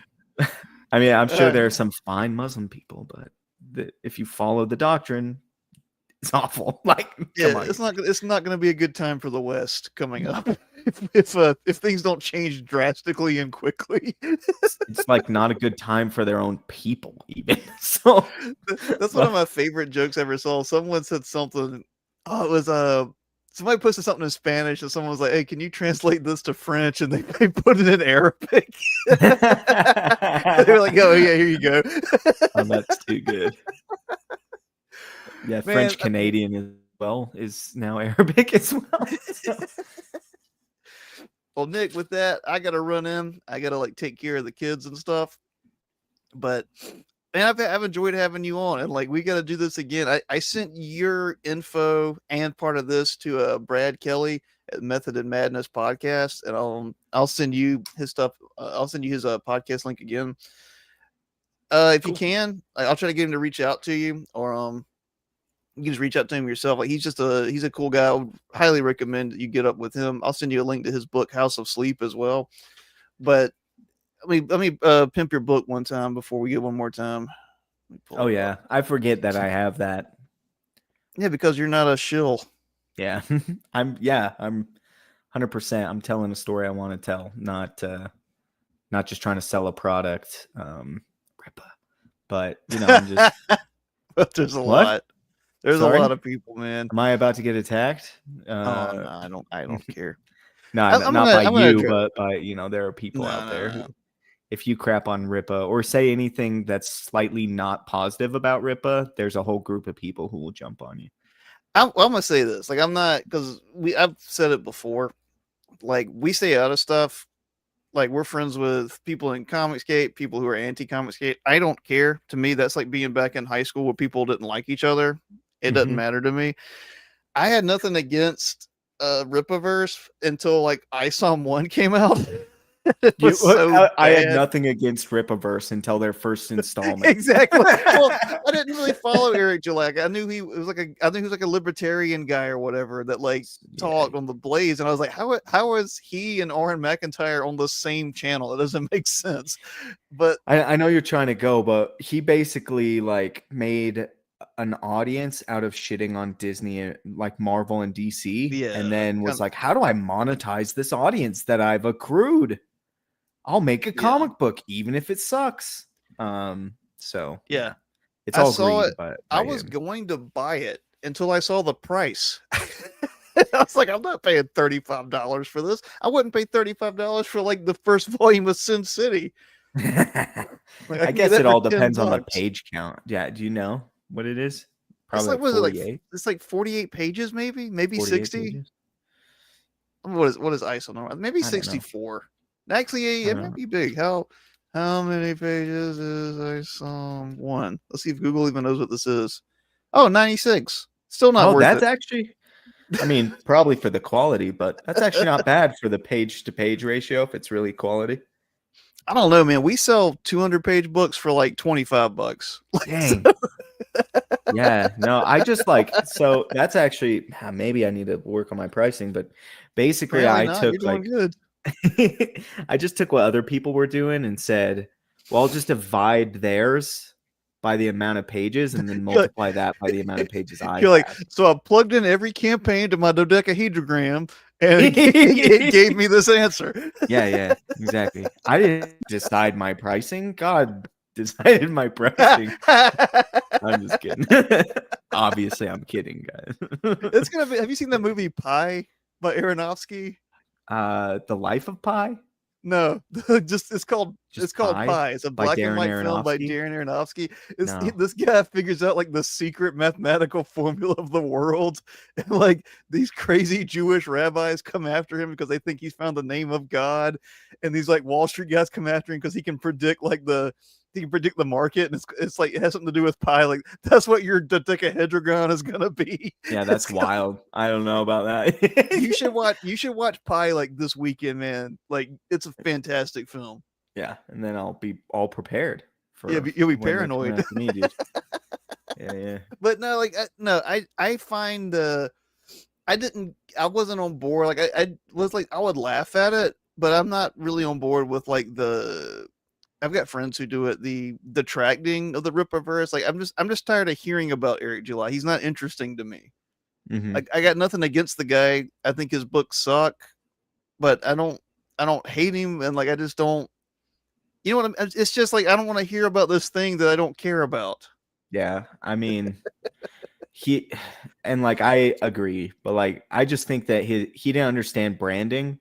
He thought that what branding was like was having cool logos and like having Gemini books with your logo on it and like having a unique like that's none of that's branding. Like branding is giving your audience a really good experience with you. So much so that they associate you with a good experience. And he just didn't do that with his book. So like as far as I can tell, because his sales have only dropped. But you know, just saying. Eric, you could do better, bro. Oh, he's watching right now. Yeah, I'm sure he is. Anyway. I don't know. Someone might, you know, someone might have told him. But anyway. Believe it or not, I've had something like that happen with a creator. It wasn't Eric July, but I was on a show and someone was in the chat and ran to someone that became this whole coping thing. There's weird people in the world. All right. So we've gone up since we showed it earlier. Just thank you guys. I assume it was someone listening. It better have been. I mean, I haven't had any a few days, so I'm sure it has something to do with the stream. So Roy Beckwith and the Cursed Continent. As you heard here, it is powered by magic. 100%. It looks fantastic, man. It really does. I'm impressed with the art. I'm impressed with the writing. A lot of your selling alone in the future could just be like your program, like your sacred geometry. Like I say that unironically and unhumorously. Like that's a really cool idea, and you're gonna deliver on this. It's gonna be good, and then move forward with the 63 other issues. So yeah, guys, if you haven't backed this yet, whoever's watching this now or in the next 2 days, go back it now. And I'm looking forward to getting my issue, man. I enjoy you having on, Duck. I've got to get you. I've got to get Brody on. I've got to get you on with some other guys, and we got to do like a deep dive on some more stuff. Yeah, that'd be really cool. Thanks for having me on. It's fun every time I talk to you because we get into some stuff I don't really get in with other people. So, yeah, it's fun. I like marrying the demons to the structure and everything. It's like, you know, yes, I could talk about the structure, but it's, you know, its real power is in like the demon stuff, really. Well, like I said last time, we're gonna do a big series on D and remystification of the world itself, and that's gonna have a big umbrella. And I really want you to come in on parts of that and help us like articulate it. Like it's something I think we could articulate probably in live streams for like a year or so. It's just such a big topic, and I don't know what else to do with my channel. I'm not going to talk about comic book drama or the latest manga. Yeah, or the latest thing Marvel did, or what they announced at Comic-Con. Like, I am so disinterested in that. I can't tell you. Like, yeah, the latest thing Marvel did sucked. Yeah, almost every time with Marvel. Yeah, DC. I hear some absolute stuff is pretty good, but that's only some of it. So my boy Scott Snyder, who's probably one of the only good writers out there. But Yeah, the Absolute Batman Annual looks like a leftist like cash Yeah. grab or whatever. Yeah, I reposted Daniel Warren Johnson today and just said stunning and brave. So, Oh, I think I liked that. yeah, I think I so I liked know I'm that proud. post. Yeah, that was funny. I'm glad Daniel Warren Johnson. I think he's mad at. He might. I don't think he's mad, but like I know he had to have seen Josh's iteration of his Absolute Batman that like wasn't like against ICE. It was against Antifa. There were a No, bunch that he didn't do happened. that one. He did the one where Batman stopping the guy that stabbed the girl on the bus. Oh yeah. I like Yeah, that yeah, one yeah. too. Man, that's damn, dude. That's rough. That's some heavy shit right there. Anyway, I can't believe All that right. happened, by the way. That whole drama. Horrific, man. Just Yeah, terrible. it's awful, man. I can't believe that. And he was let out over and over and over again, but because of racism or something. So it's like Yeah, like being like that's injustice to the innocent is when you don't punish evil. yeah. Righteous indignation is righteous. So I actually wrote a Substack on something like that today called God Deals in Power. And it's kind of like that idea. Basically, and it's very short for what it should be, but the idea of like what did Christianity do when it attained power in Rome? Was like it had a decision. It's like, well, what do we do with this? Because it's never happened before. And the decision was that, well, if like the gardener or the custodian praises Christ by embodying Christ's virtue through that occupation, then the king does too, you know? right, I And like that. yeah. Yeah. Yeah, I'll send it to you. This isn't self promotion. I'll send it to you. I like your thoughts on a lot of stuff. Actually, we I'm a can get weird into that guy, later. so I give weird opinions. Well, Nick, Interesting, at least. thanks for coming on. I gotta go before the wife Yeah. starts getting at me, but thanks for coming on, man. I'm gonna have you on again. All right. Yeah, thank you very much. I had a great time. Get to them kids and take care of them. It's your first duty. So, All right. Thanks for coming on, guys. If you can, next 2 days, go back Nick's book, and we'll see you soon. Peace. later.